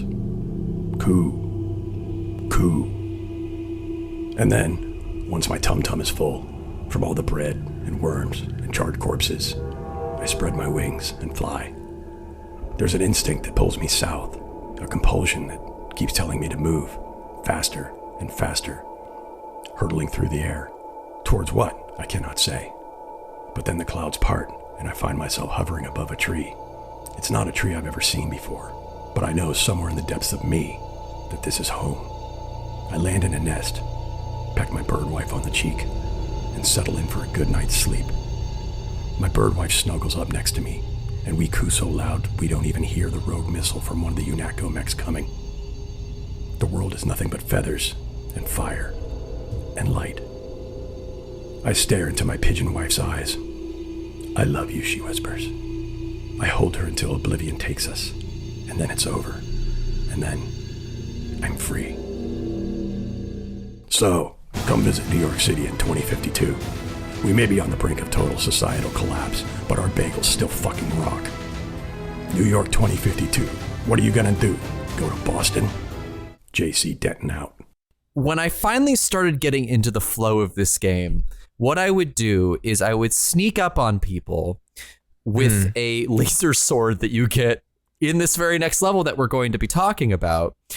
And a little ditty would go through my head. A little tune. Like a smaller version of you? The tiniest version of me. The tiniest AJ, okay. Would rush through my head, and it would go something like this. JC Denton, 877 cash now. I would sing that and then murder them. I did this for 3 consecutive levels. Wait, this is genuinely something you did. You're not saying this is a joke. This happened for real. No, I genuinely did this. And it wasn't like full out like that, but I was just kind of doing it under my breath. Under your breath. To the point where my partner would come out and just and was just like, "You've been singing this song all day, but you're not saying Wentworth. You're saying JC Denton." And I was just like, "It's the only way I can kill now." You are our special boy. I don't abide by this clownery. Are you afraid that the clown's going to come back to bite? What's up, Brian? What's going on? No, I played this game for my job. You know? I like to have some semblance integrity, of professionalism, seriousness. Actually, it's about ethics in games journalism. Yeah, it is. Well, where we left off, we were getting out of prison after a very brief detour at a very annoying level where you have to like open up a roof to let a helicopter out. You finally arrive in, again, what I think is kind of the main attraction of this game and one of the most impactful video game levels I have ever played. This is Hong Kong. You open up this elevator and immediately you are in the core of this city. It is a very interesting level, and I was so relieved to know that it wasn't white people doing all of the voices. That was a real concern. Only some of them, but this is really interesting because it's now moved away from the sort of hub and spoke model where it's like you're going back to UNATCO, they put you on the mission, you go back to UNATCO, they put you on another mission, you go back to UNATCO, they put you on a mission to the same place you just were. This is all a handful of little interconnected areas, and you're going back and forth between them. And I genuinely thought, oh, I'm in the second half of this game. This is what the rest of the game is going to be like. Because especially because you end up establishing a base of operations in there, just like you had at UNATCO. And just like at UNATCO, it's too big. it's too large for you to walk through that base. You just want to go back and get to the healing robots, but you have to go through like a giant room and a giant courtyard and an incredibly long hallway. Although hopefully by this point you've gotten the augmentation that lets you run quickly. That does cut down on the travel time considerably. Then you have to use up your augmentation energy to do juice, that. Yeah. Okay, I'm trying to provide solutions here, Brian. You just want to wallow in the problem. So here's the thing about augmentations is that they're disappointing. This is not a part of the game that works particularly well, especially now if you're playing it on a laptop computer where your function keys, you have to hit the little like hold down the function button and then hit them to use them. It's a lot of like searching for, okay, which one is F7, which one is F2, which one is F, okay. And there are benefits to using multiples at the same time. And again, these aren't like actions. This isn't like a button that shoots a gun or something like that. These all activate like passive things, some of which it kind of makes sense for them, like a flashlight or whatever has a little bit of drain. But then there are other things like the going fast button. You should probably just be going fast. I can understand the desire to turn it off so you can move slower, but like, why are you draining battery doing that? Or the strong button, the button that lets you lift things. It's so context sensitive, it probably doesn't need to be there. There's later, towards the very end, there's an augmentation that allows your other augmentations to use up less battery power. Right. And that uses battery power on its own. Yes, and ultimately it will be less power on balance so long as you have that one activated. Sure. But like if you leave it on, it got to a point where it was like, okay, I'm going to go into this. I want to activate these augmentations. I'm not even going to do it from the active play area. I'm going to go into the pause menu and click on them and then click out and then do it, because otherwise you're just going to lose track. And you're going to run out of all your energy. It's like which ones are on, which ones are off. This is one thing, too, where there is actually a mod that's available called GMDX, Give Me Deus Ex. It retools the augmentation system to work a bit more like in the newer games, where you have passive augs versus active augs. And the passive augs are for things like the make you be strong button, right? That doesn't really make sense. You shouldn't have to activate being strong before you try to lift something heavy. That should just always happen in the background. And that's how it works in the newer games, as well as when you're using GMDX.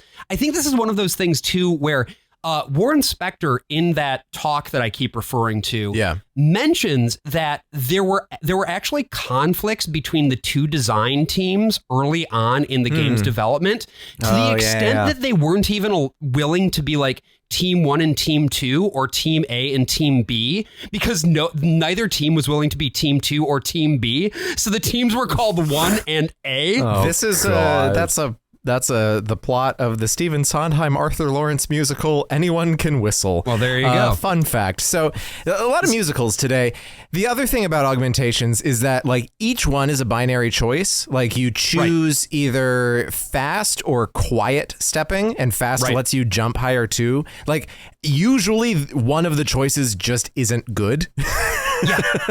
So it's like the ones that you pick, honestly, everything else, play it by ear, but like the augmentations, look them up on the internet, on message boards, on the Steam boards. Like you don't want to be stuck with the bum augmentation that you cannot get rid of for the rest of the game. Just to use one example, there's a canister, and that's the other thing is you find these canisters, right? You are finding canisters and you're going up to a Metabot, and then you're telling the bot, hey, I want to install this canister into my system, right?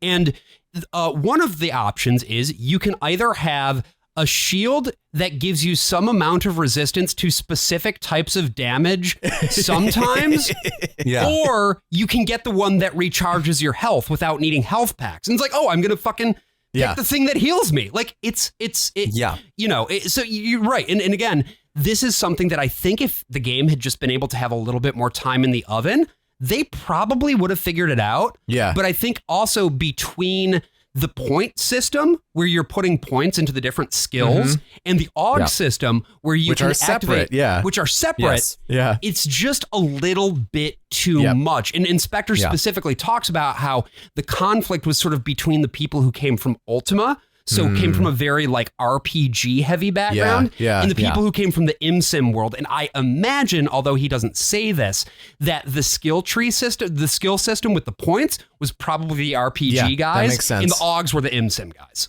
And on top of this, while we're just talking about systems right now, there's also money in this game. Yes. Though you wouldn't know it. Yeah.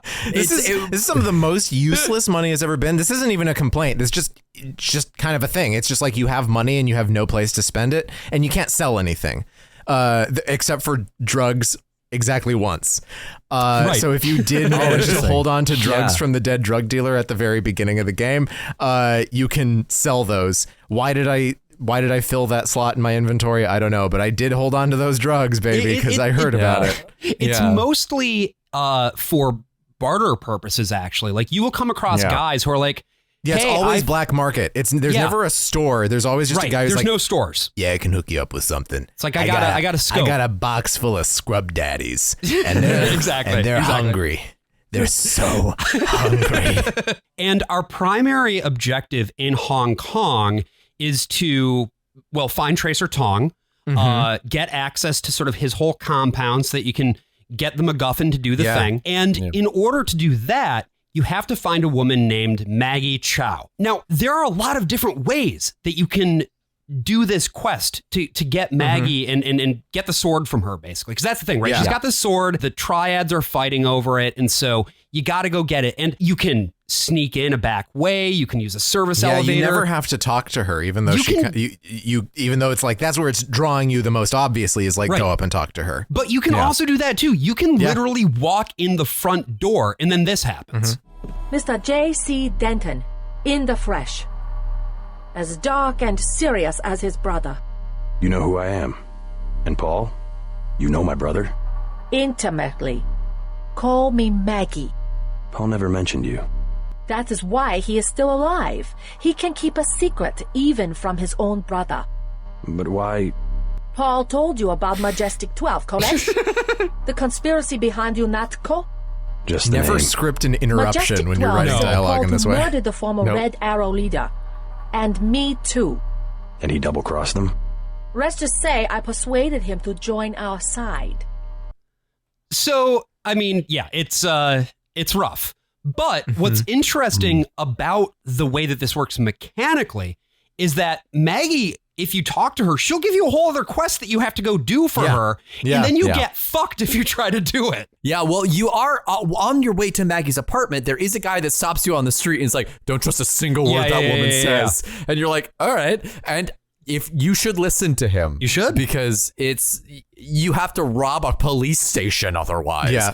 So what's interesting here is that Hong Kong in the universe of Deus Ex is, it's part of China, which was a relatively fresh news development, right? Hong Kong becoming part of China again. And China now is the one country that has been able to resist UN hegemony. They are the only sovereign nation left on the planet. And so all of this stuff dealing with the triads, all the different organized crime syndicates here in Hong Kong is the network by which all the other resistance terror cells are able to operate. Right. Like this is their central line that they can get everything done through. And this is another thing, too, where if they had built out the whole UNATCO storyline, which there are bits and pieces of it hidden away in the game files, most likely this would have been a situation where, like, it would be your mission as an agent of UNATCO to dismantle the triads entirely so that the one world government can come in and take over the order. And this does have these sort of hints because you hear that the different gangs are are at war with each other. And so you're thinking, thinking with like maybe a 2010s lens or 2020s, that you can join a faction, one versus the other, but actually you are working to unify them through the power of this big ass lightsaber. Yes. Oh, it's so good. I fucking love the dragon sword. Weapon. It's great. Holy shit. How did you guys navigate like getting the sword out of Maggie's apartment? I'm curious to hear about that. Well, first of all, I outran the maid and I kind of glitched the cutscene that happens when you're introduced to Maggie for the first time. I went upstairs and the maid immediately pulled a gun on me. So I was like, all right, so none of this is on the up and up. And I like hacked into her computer and I found out about like the secret room. And so I had the whole conversation with her and she gave me the mission. And then I just decided to go and steal the thing anyway. And Did you kill her at that time or no? No, I kept her alive. So, you were actually. able to get the maid out of the room so that you didn't have to turn that into a fight between the two of them. Yeah, so you can kill her right there. The maid will immediately try to kill you if you've hacked into the computer or use the password to get into the computer because she logs every login attempt. She's been tracking everything. When you hack into the computer, you can see the cameras and you can see a room that has a lightsaber in it.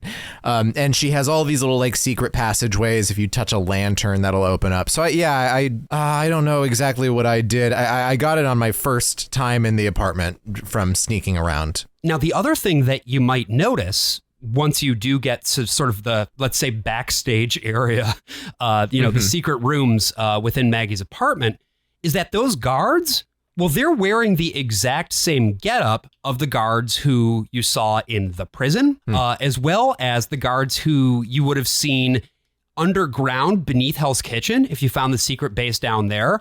All of these people are connected to the organization Majestic 12, which is the same organization that Walton Simons is working for.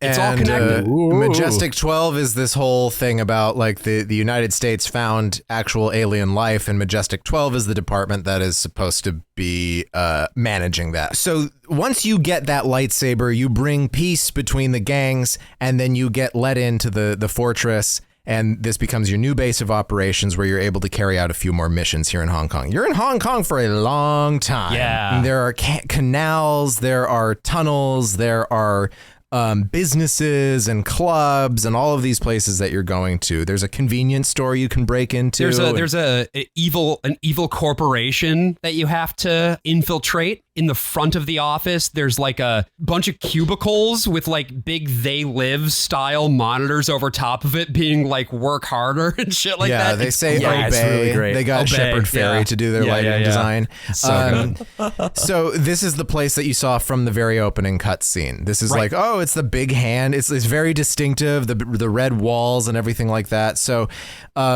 once you're in there, you know what you're going to be looking for and what the danger is, right? This is a place that's very, very important because you saw these very important people talking there in the past. Yeah, I love being able to discover things that you saw in the intro. I'm like, I'm it's that there place. now. It's that guy. Yeah. Because again, the beginning is so disorienting, which is so much exposition being thrown at you that by the time you reach this place, it's like, oh, cool. Okay, I'm actually starting to piece this together as a full coherent narrative.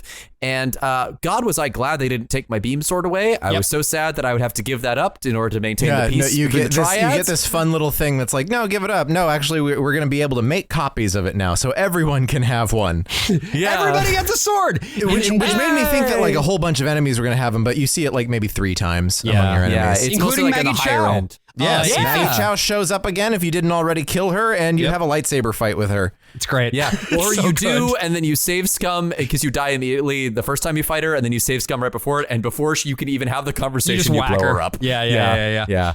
No, it's really so much fun. And one of the things about Hong Kong that I guess I just wanted to talk about was, I think you had said, Brian, that, you get here and it's like, oh, is the rest of the game going to be like this? And unfortunately, it's not. No. Because this really, I think, is where the game feels its best. Yeah, I'm curious I feel if you like guys if agree. the second half was just this sort of ever expanding Hong Kong, like that would have been great. It's so colorful. That was the other big thing, is that there's so many reds and like neon lights. And I mean, it really pops in a way that I feel like most future locations kind of return to the drab grays, a lot and of blues grays and and brown, earth tones. like, Yeah, very sort of blocky architecture. And this one, you can go swimming in the canals and you could just like stare into the abyss underneath every level and contemplate your own horrible life choices for putting all of those points into swimming. I didn't need to do that, but I swam like a gazelle.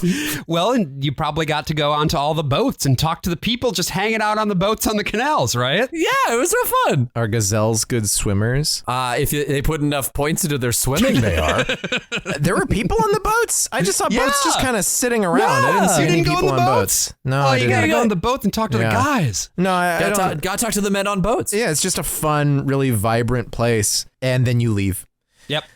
And you have to go back to Hell's Kitchen, and then you do the worst mission of the game. Yeah, you so do the big boat. After you succeed in Hong Kong and, meet Tong and get the stuff that you need to make a new sword and get manufacturing of the vaccine up and running, you return to New York City. It's under martial law now. And so you are walking around the same Hell's Kitchen map, but you gotta not be now in front of the police. So Tracer is working on behalf of the Illuminati. You are now working for the classic Bavarian Illuminati, who are not in power. They're nobodies in the 2050s. Right, they were in power in 2000 when Deus Ex was made, but since the beginning of the new millennium, they are now just this shadow of itself rather than a giant shadowy organization. Right. They're the guys who used to be in charge, and now they're just like some losers scattered across the globe. Because Majestic 12 is now fully in control of everything. Because the plot of A Thief in the Night happened and the UN has taken over. Again, once you start following conspiracy theories down deep enough, it really starts getting into some sort of like authoritarian ideology, right? It starts to reveal its very sort of conservative roots to it. And that's why I think this game doesn't really dig too terribly deep into any of these conspiracy theories, because as long as you stay on the surface level, it can be light and fun. There could be little gray alien men who can come in and kill you in one hit. It can still remain fun. By the way, there are gray aliens now. The Greys have shown up. Yeah, they're here. But yeah, this mission is like one where you have to go on a boat and plant a bunch of bombs on the boat. And I thought it just sucked. Also, remember how I said before they give you maps that aren't really maps? They're like really basic. Like the Hong Kong one is helpful because it just lets you know which area connects to which area in sort of a very macro sense. Sure. So by the time this mission started, I didn't even bother to look over at the saved images tab, which had a complete map of the boat. 100% full map fully of mapped. This boat. It's like one of the few real maps in the game. It's one of two real maps. The other one being the very last stage, which it doesn't help. No, it doesn't. Oh God, not even a little bit. So this whole level just had me like, and there were the little lightning crabs. I was just like grumpy. And I was lost. And there's a Willy Wonka section.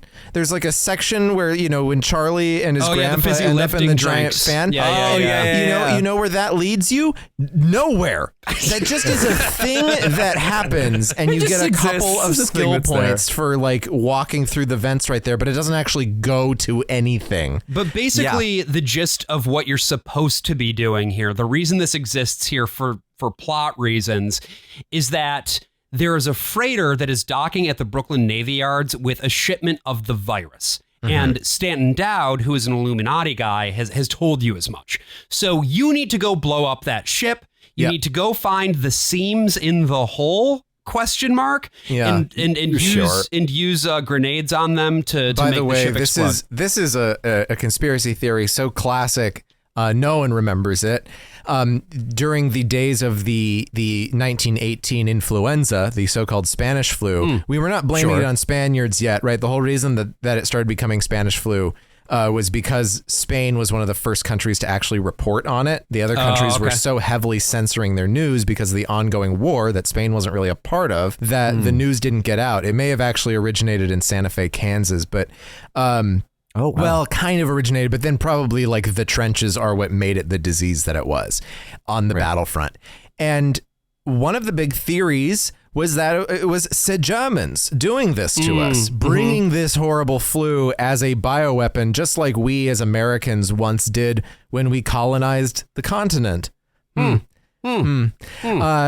this was a true thing. This was being said. Oh, fuck. I forget who it was. It was like it was a general in the army. It was major figures in Washington parroting this as well, that Germans were coming over in U-boats and coming up in Manhattan and going to Broadway plays in order to infect Americans with the Spanish flu.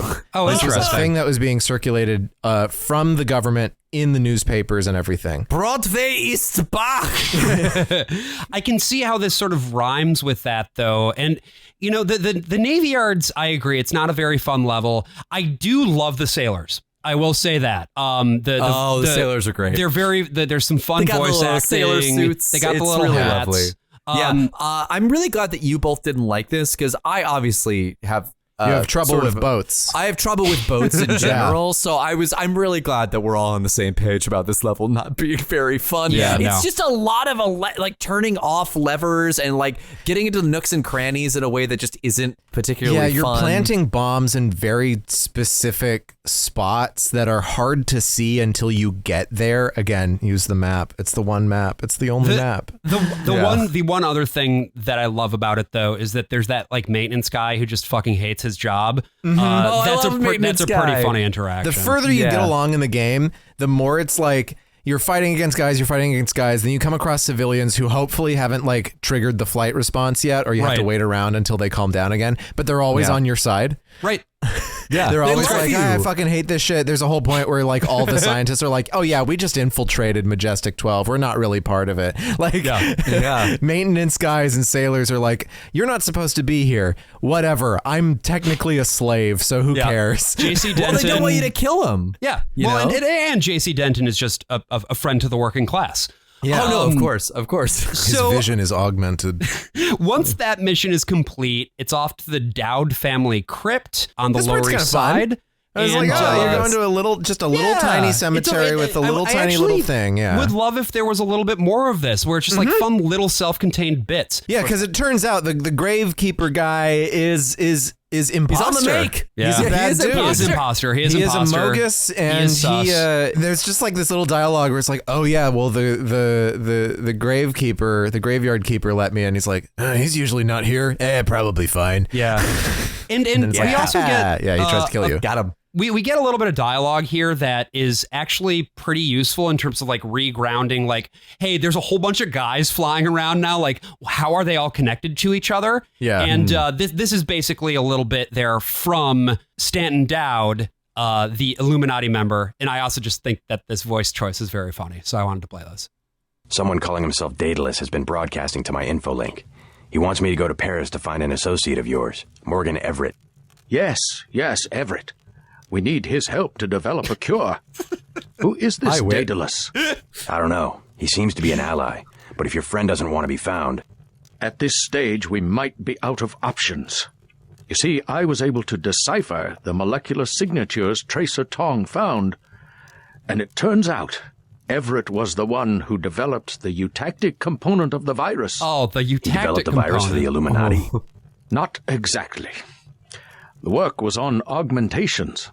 It was Bob Page who wanted to develop it into a weapon. Tong found Page's signature on the virus as well. 360 years ago. How did he relate to Majestic 12? He was among the original group of Illuminati who broke off to form Majestic 12. Not so good at the science, though. He must be directing operations. So Everett should be able to reverse engineer Page's modifications and help find a cure. Exactly. So... yeah. My favorite part about that voice acting choice is that every time before he has to give more exposition, he goes, he's so begrudging. There's also something about it, AJ, where I was like, this just feels like a very you choice for some reason. Yeah. This is Back in my day, like it's very it feels Odyssey too. Like it actually does feel a little bit like the voice acting from Odyssey, where it's trying to go for sort of this old timey, like, oh shucks kind of thing. Yeah. But again, this is a member of the Illuminati. No, it's great. Yeah. And I do wish that they leaned into it a little. I mean, again, the story beats are mostly functional, but like I do love the idea of the Illuminati as like a has-been organization, which is what it is in real life. Or I mean, it's not anything. It doesn't really exist in any form. It just, it was just like this thing that some Germans did for a little while. But the idea of like, oh, the big world-spanning conspiracy that happened, but it's actually over now, and so you just have a bunch of weirdos. It kind of reminds me of like the real president of the galaxy in the Hitchhiker's Guide books, where it's just like some dude in a cabin with a dog who's like, do I really exist? Who knows? What I love too is that Morgan Everett, who now is basically the Illuminati member who will be guiding us through the rest of the game, He's a weird fucking guy. The Illuminati is going to help us synthesize a new vaccine, and we'll be able to beat Bob Page. Not just a vaccine, but a cure. Something you can give to an actively infected patient that will heal them. Now we need to go to Paris. And just like in Hong Kong, Paris has some fantastic voice acting. Who are you? I came to help. Majestic 12 took my mother prisoner. Where? Oh, boy. Bunker 3. Chad has a key, but he says it's too dangerous to try to rescue her. I have helped you to kill my own son. Is that not enough? Maybe you should try getting a job. I am a Frenchman. Oui, oui. You are skulking around. You are breaking the martial law, like curfews. So the police don't care. The local police don't care. Right. This is one of the little things that they have is like devolved power. Anything that's local, they're on your side. But the big UN guys, they're the bad dudes. The robots are just gonna fucking kill you if they see you. So you have to sneak around through like alleyways and into buildings. There are businesses. You literally become a thief if you want to. Yeah, you can break into people's homes. Yeah, you can break into a pastry shop, into people's apartments, and steal their weapons or steal whatever. It's very interesting. Yeah, the pastry shop that is actually a front for a drug ring, and you can also steal the drugs. That's the really part fun. where you actually get paid for the drugs. That's the part where if you carried some from earlier, you'd get paid for those too.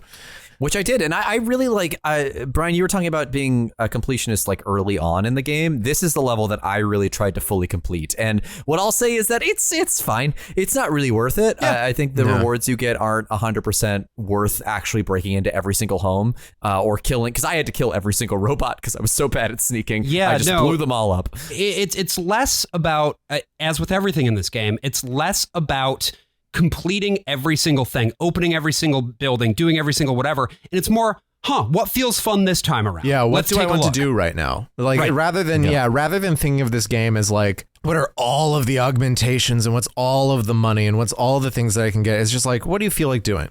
Does it feel like it would be fun to break into that apartment? Go right ahead. Right. I remember too, AJ, you early on being like, I'm not going to be able to get my head around all these systems. I want to optimize. I want to make the right choices. And it's like, it doesn't really matter that much. Yeah, you have to really kind of get your head out of the mindset in a way that, like, one of my bigger problems with the later Deus Ex games are that all the achievements and trophies are based around, like, don't kill anyone. Like, do these silent runs.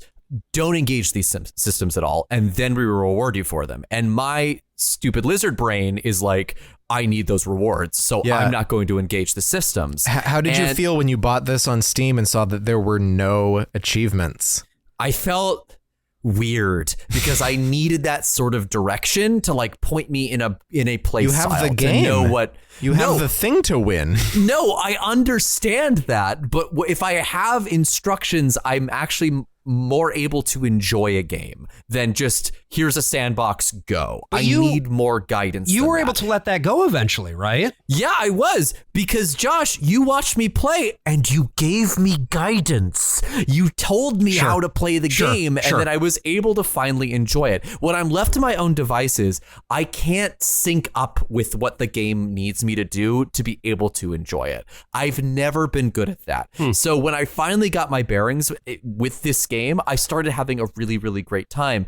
But I just need people to tell me how to do things. I am a hopeless wreck at sea in my normal life. I go to video games to be good at homework again. So for God's sake, give me homework. I mean, I'm like that too. I just do the thing that makes the game go forward. Right. I couldn't figure out what that was. Sure. It's the mission in the menu that's like, kill this guy. Yeah, I didn't. It's buried in the menus. You have to like go up and click on goal. It's like the 9th tab over. At that point, I'm just like, that's lore. I don't give a shit. As opposed to achievements, which aren't even like built into the UI. Oh no, you have to press Shift Tab and then like scroll through shit. Like, well, no, that's only for on Steam. When you play on consoles, they're much more readily available. Why are you playing there's still consoles in the game? You should only be playing on PC. Okay. I'm in a conversation with two mentally ill people, and I'll let you, the listeners, decide who are the two. Ooh. Here's the hint. It's all three of us. There is one moment in Deus Ex that's like a proto achievement. because you can pick up items and just sort of toss them like little, this is just like Gone Home and a million other games. You can pick up basketballs and they'll bounce, and you can throw a basketball at a basketball hoop, and if you get close enough, you'll get just a little dialogue thing. Sign him up for the Knicks with like 10 exclamation points. It's wonderful. That's unreal. Yeah. That's so it's cool. Just a little, it's like a window that doesn't really exist in any other context outside of like tutorials. Right. It's just like, boop, sign him up for the Knicks. And it's like, that's an achievement right there. How about that? So as you progress then through and you didn't Paris, get it, AJ. No, great. Now I have to replay the game. Now I have to go and fucking get you it. have to replay the game anyway. It's Deus Ex. Yeah. So yeah, fuck. So you make your way through Paris. You find Nicolette Duclair, who is also somebody who matters for story reasons. Don't worry about it. I like the two characters that are having a conversation about some philosopher friend of theirs at that nightclub, who are like, oh yeah, he thinks he's going to be another Voltaire. Hey. Yeah, I did see that. I bet he's really cool. Probably. Yeah, I love listening to conversations about a third party that's not there. But eventually what happens is as you advance through Paris, suddenly you start getting new voices in your ear.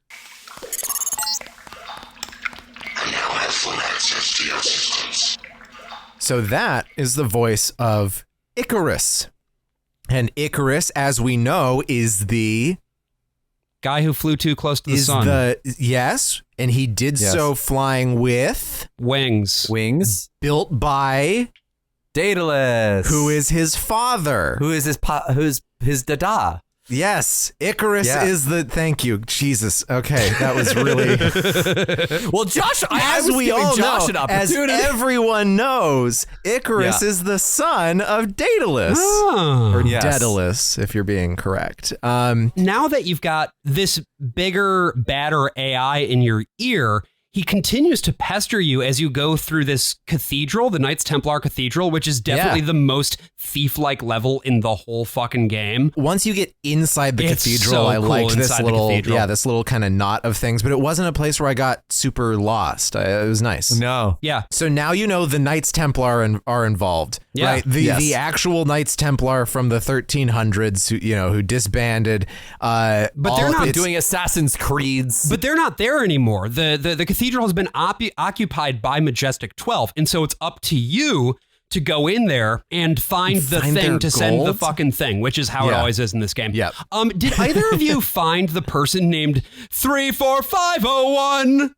Person? No. What? There's a lady. Person? Yeah, there's a lady named 34501. I thought it was a code. It's that too, but it's a lady. Her name is 34501. She's one of the. She stole a loaf of bread. She's one of the augmented, like super, fucking like Men in Black ladies. Oh, okay. I did kill her. She robbed a house. I didn't know pane.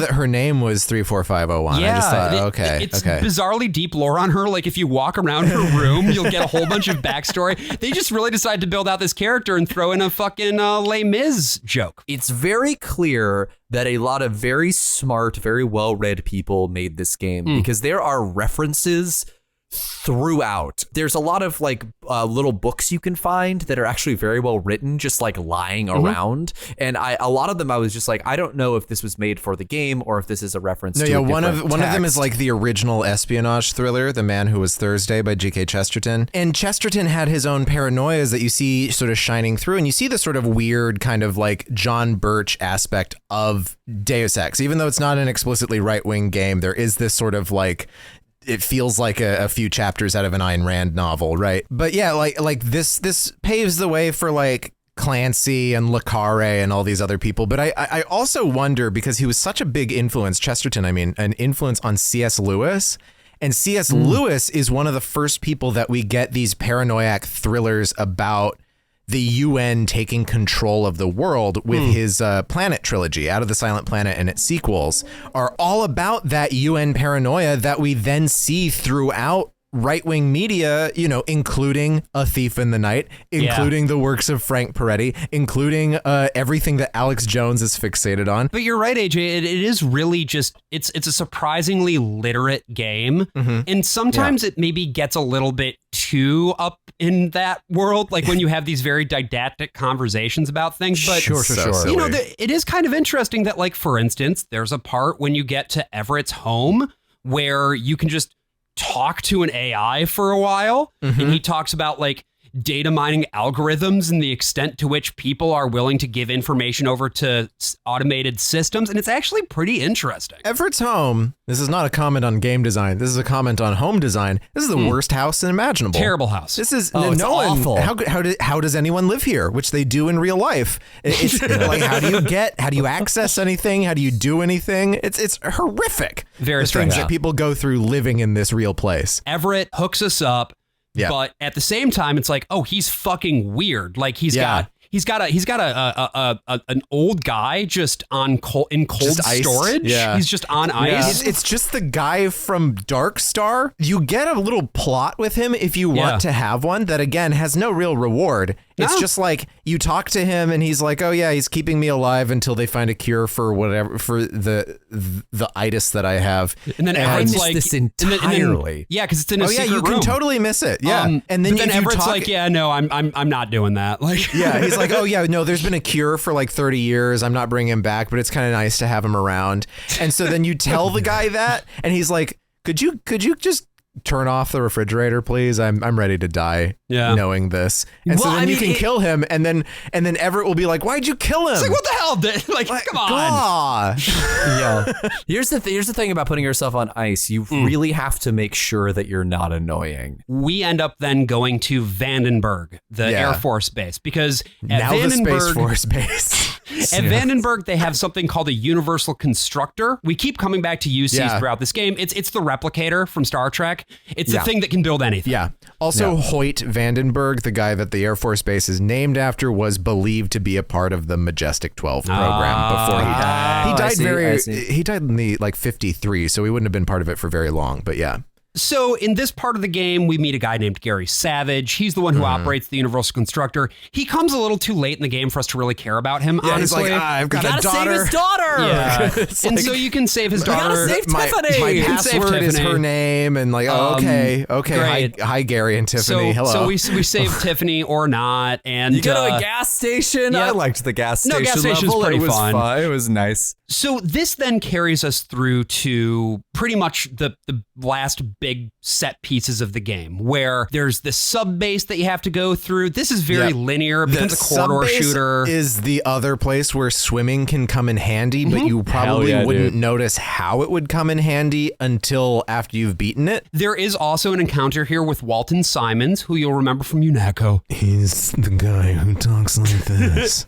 You can actually bypass him entirely. Also worth mentioning, we fought against Gunther in the cathedral. That's and right. That's another one where there could be a fight, or you can find a way to kill him without a fight, only if you make a very specific decision at another point in the game. So as you exit this ocean lab, you get a call from Bob. Remember Bob Page? And he's got some news. In case you were wondering, Helios intercepted your transmission. We accessed the ocean lab computers ourselves, which means our UCs will be operational shortly. Oh, Meanwhile, we will be manufacturing a cure to the virus.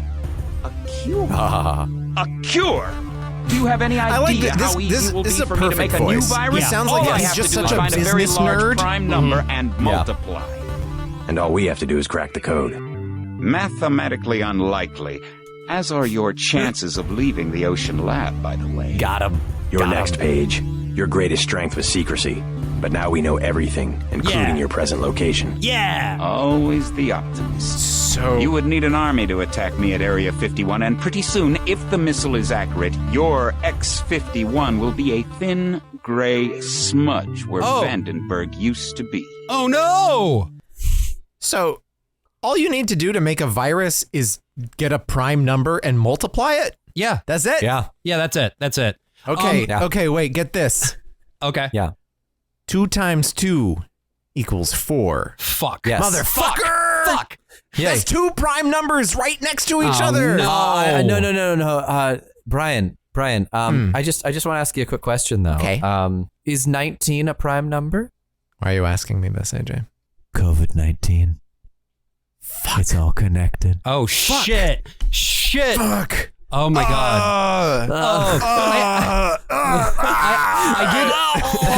Brian, I did want to echo your praise for the voice actor who plays Bob Page. Yeah. Yes. This is so perfect. It's a perfect villain voice, and I think there's a reason that like they bring him back in Human Revolution and Mankind Divided for this exact reason. Like Bob Page is just a great fucking villain. Yeah, he's just a guy who sucks. Yeah. And you want bad things to happen to him. Oh, there's a really great moment when you leave Paris. Speaking of voice acting, I just want to get the most legendary piece of voice acting in here, which is again our guy whose name is actually John Galt. Who plays Jock. Again, it's not Jack, it's not Jacques, it's Jock. You're about to take off from the helicopter from that guy's weird house with the frozen dude in it. And if you walk in the room, you'll see that there's just a dead guy. Just a dead maintenance man right in front of you. And you might think, that's odd. And if you go over to the other maintenance man, he seems like he's like drunk or something. At which point I thought, I'm an enemy of the liquor, of inebriation, so I'm going to kill him. Good. And so I killed him, and that led to a cutscene where it turns out there was a bomb on the helicopter. Wait a minute. This isn't right. What isn't? Oh my God, JC, a bomb. A bomb. It's remote controlled. Hold on.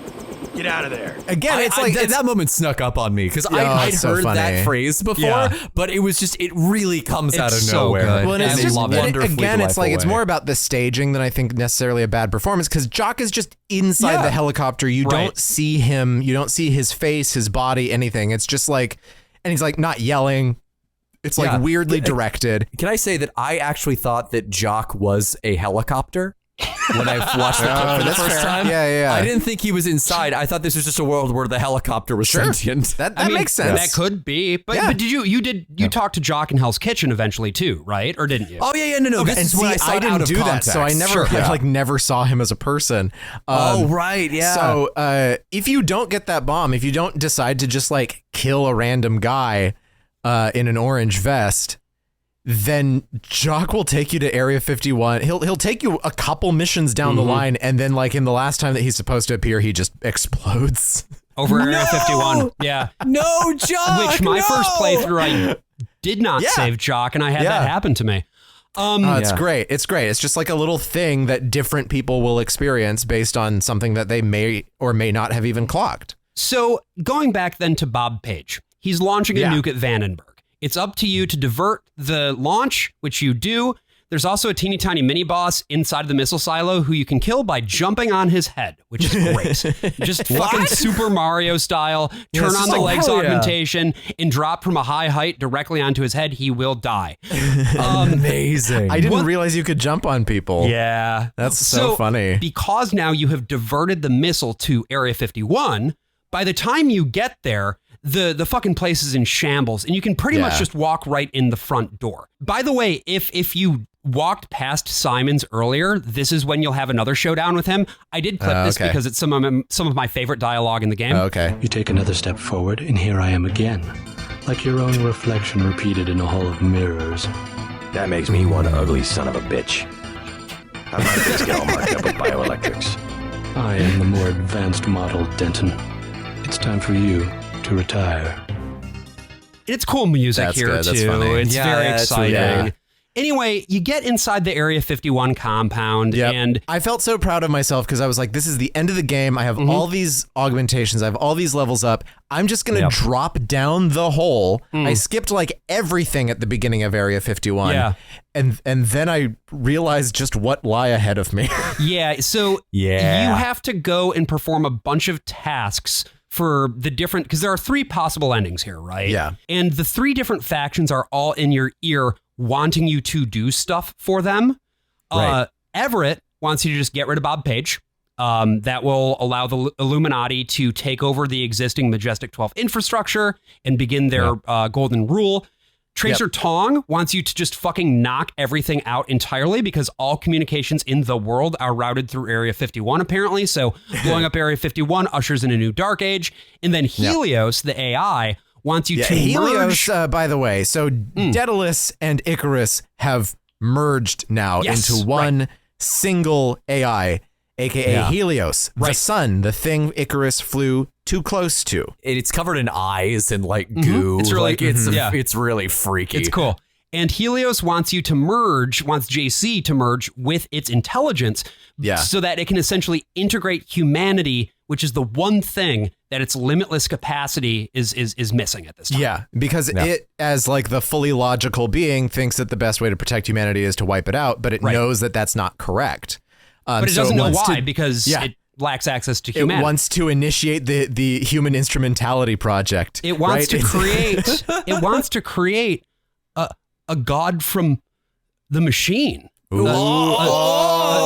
Deus Ex Machina, if you will. Tumbling down. Bob Page, by the way, is just suspended in this weird ass fucking energy bubble. He's gone fully nuts. This is like Atlas at the end of BioShock, but again, it's more sophisticated than what BioShock does because you don't have to fight him. You don't even have to begin the fight. You don't even have to kill him. You can completely bypass the whole thing. What ending did you guys go for first? I did Dark Age. Because this section is so confusing. This is one where they realized how confusing it was and they gave you a full map again. And even looking at the map, I could not tell where I was. Yeah, the map doesn't really help. I was at the point, this was yesterday, where I was just like, I'm going to take whichever one I land on first. Sure. And so I was like jumping around the room and I was like, okay, I'm in the room that's going to overload the tanks. Great. Great. No fighting. We're going to do this. I'm just going to be invisible for the rest of this. I'm going to run back and we're going to do Dark Age because I just need to finish. I just need it to be done. I got my one achievement with the basketball. The one I didn't get.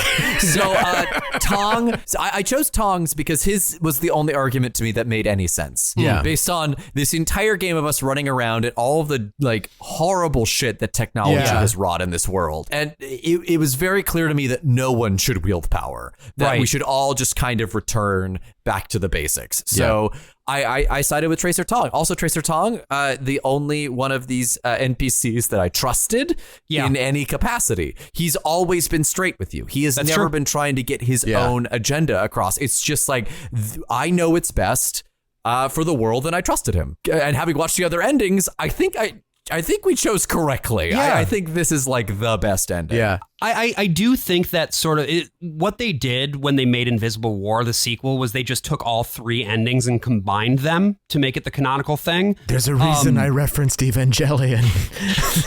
But I do think personally that in terms of the narrative structure of the game and like the title, there is something about the Helios ending that's really, really interesting because the idea of sort of the information singularity and humanity ascending above its existing abilities by merging with technology is something that is sort of brought up time and time again. And you do have to make a decision, basically. Do you agree with Tong that it should never happen?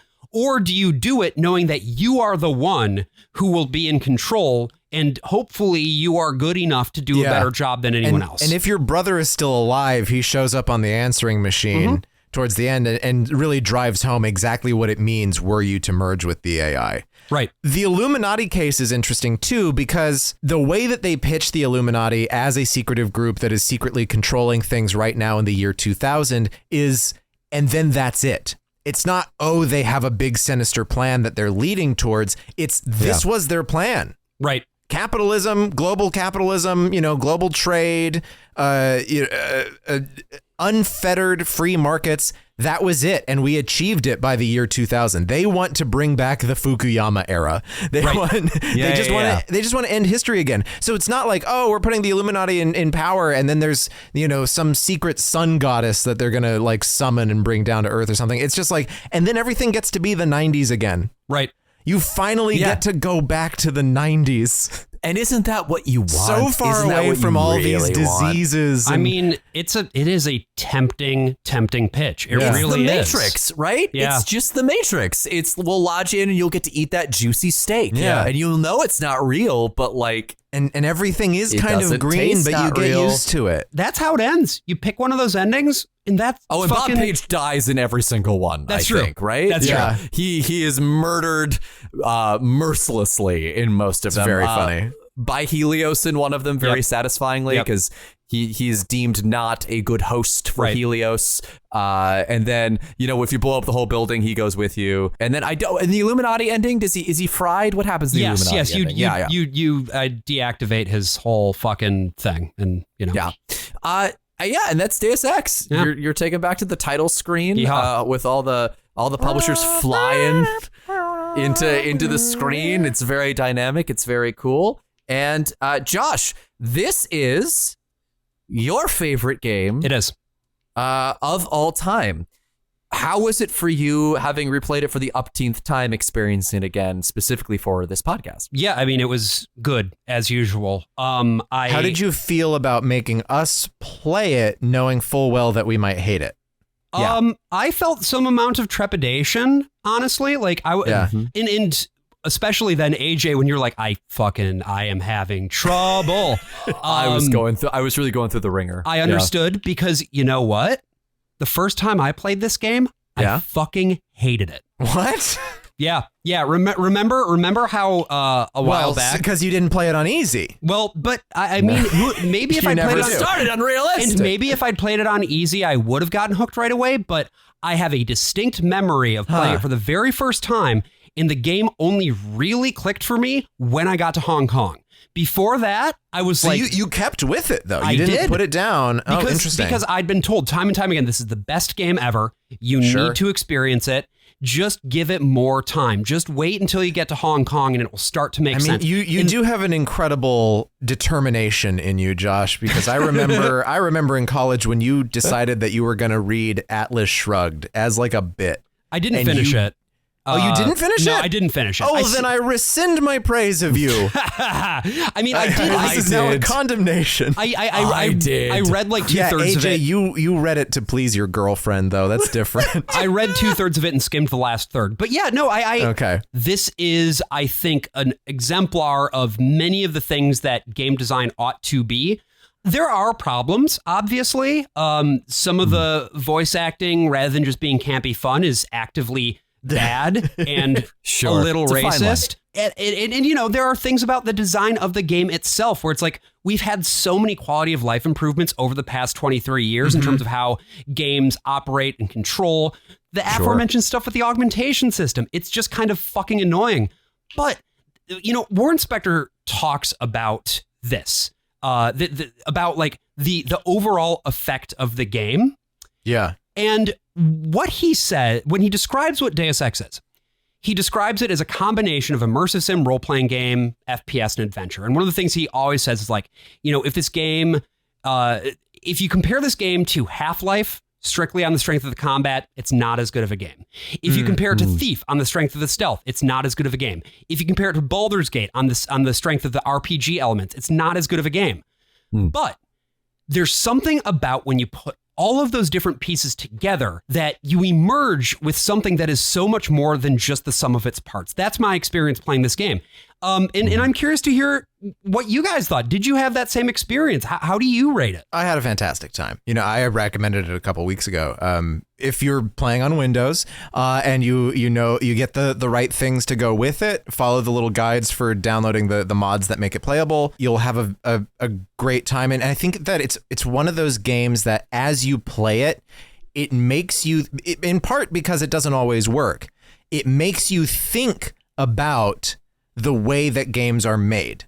Right? It's sort of what like Brecht would have dreamt of when he was writing about Verfremdungseffekt, where it's like you pull someone out of the art because you are so inclined to just pull yourself back in, right? That's the natural state, is to just embed yourself completely. And so when things are just a little wonky, and when things are really pulling at your brain to really work out a lot of new ideas, you'll start to think, oh, how did they come to that decision? How did people come into...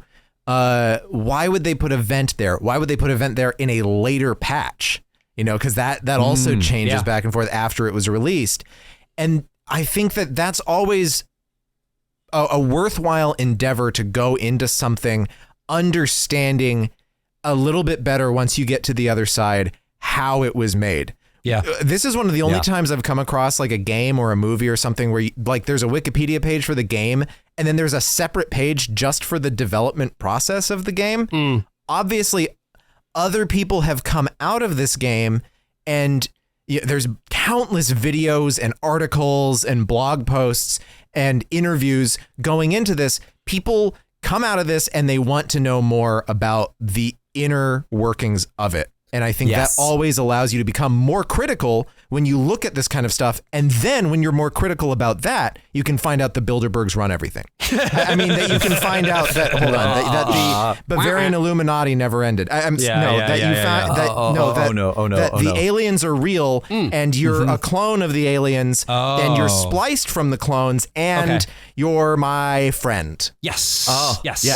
Wow. That's the lesson. I had, as I've said, a very, very difficult time getting into this game. But there came a point where instead of dreading getting out my computer and throwing myself back in, I was actively looking forward to it. It's a game that hooks its claws into you and does not let up. There's a maze section that you can wander around. I mean, some of these fucking levels are just vibes where there's no enemies and you're just kind of like able to explore. And I thought that was really radical, that, you know, they trust you enough that the exploration would be fun enough. And usually with games like this that throw everything in there, including the kitchen sink, all like those elements don't work. They don't add up. They don't like fully congeal into something.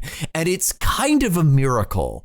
This game is kind of a miracle, but it is kind of a miracle that it comes out as cohesive and as fun as it is. There's a very infamous story about the development of this game where people were playing through it and it was like, I think a couple months before release, and it just wasn't fun. Right. It was fucking terrible. Right. Like people were so frustrated and giving up, and they had to go back to the drawing board and rebuilt the game pretty much from the almost from the ground up. And they figured it out. They cracked the code. They've made a game that has withstood the test of time and has withstood, honestly, my patience for it. You know, it gave me the leeway to finally play as I wanted to play. And honestly, since playing Deus Ex, I've played a couple other PC games and I've been able to break through them for the first time. I'm used to the controls now. I'm going to go back and play Max Payne and have a great time. No, I won't. No, you won't. No, you fucking won't. Game again. But now I feel like it's broken a barrier, and now there's this entirely new world of games that I'm finally able to play. Play this fucking game. And also another thing that you should do if you're listening to this is subscribe to our Patreon. We charge $5 a month and you'll get access to all of our premium episodes, countless case studies at this point, because this is our 100th episode. So, 100th episode. A lot of good back catalog material there. Big back catalog. You'll also get access to Fancy Movie Time, where Brian and AJ talk about fancy movies. Yeah, AJ watches the first movies he's ever seen in his life. That's right. And one day Josh will watch a movie too. That's true. Hey, coming up soon. Perhaps this month. Oh, and for $10 a month, you'll also get access to Lads Cast, which is our monthly unscripted live to tape show where we just shoot the shit and talk about what's going on. Yeah, I've spoken enough about how much I fucking love this game, obviously, and what an important game it is for me in terms of how I see the potential for games, the potential for narrative design, and all of the rest of that. And when I was going back to, research for this episode, there was a quote from Warren Spector that jumped out at me. He says, "My entire career, 34 years of making games, has been about trying to recreate that feeling I had in 1978 when I played D&D for the first time." And I gotta say, for me, when I go out and try to play games, all I'm hoping for is that feeling that I had when I played Deus Ex for the first time. I'm the worst of all possible Joshes. I'm the worst of all possible AJs. And I'm the worst of all possible Brians. See you next time.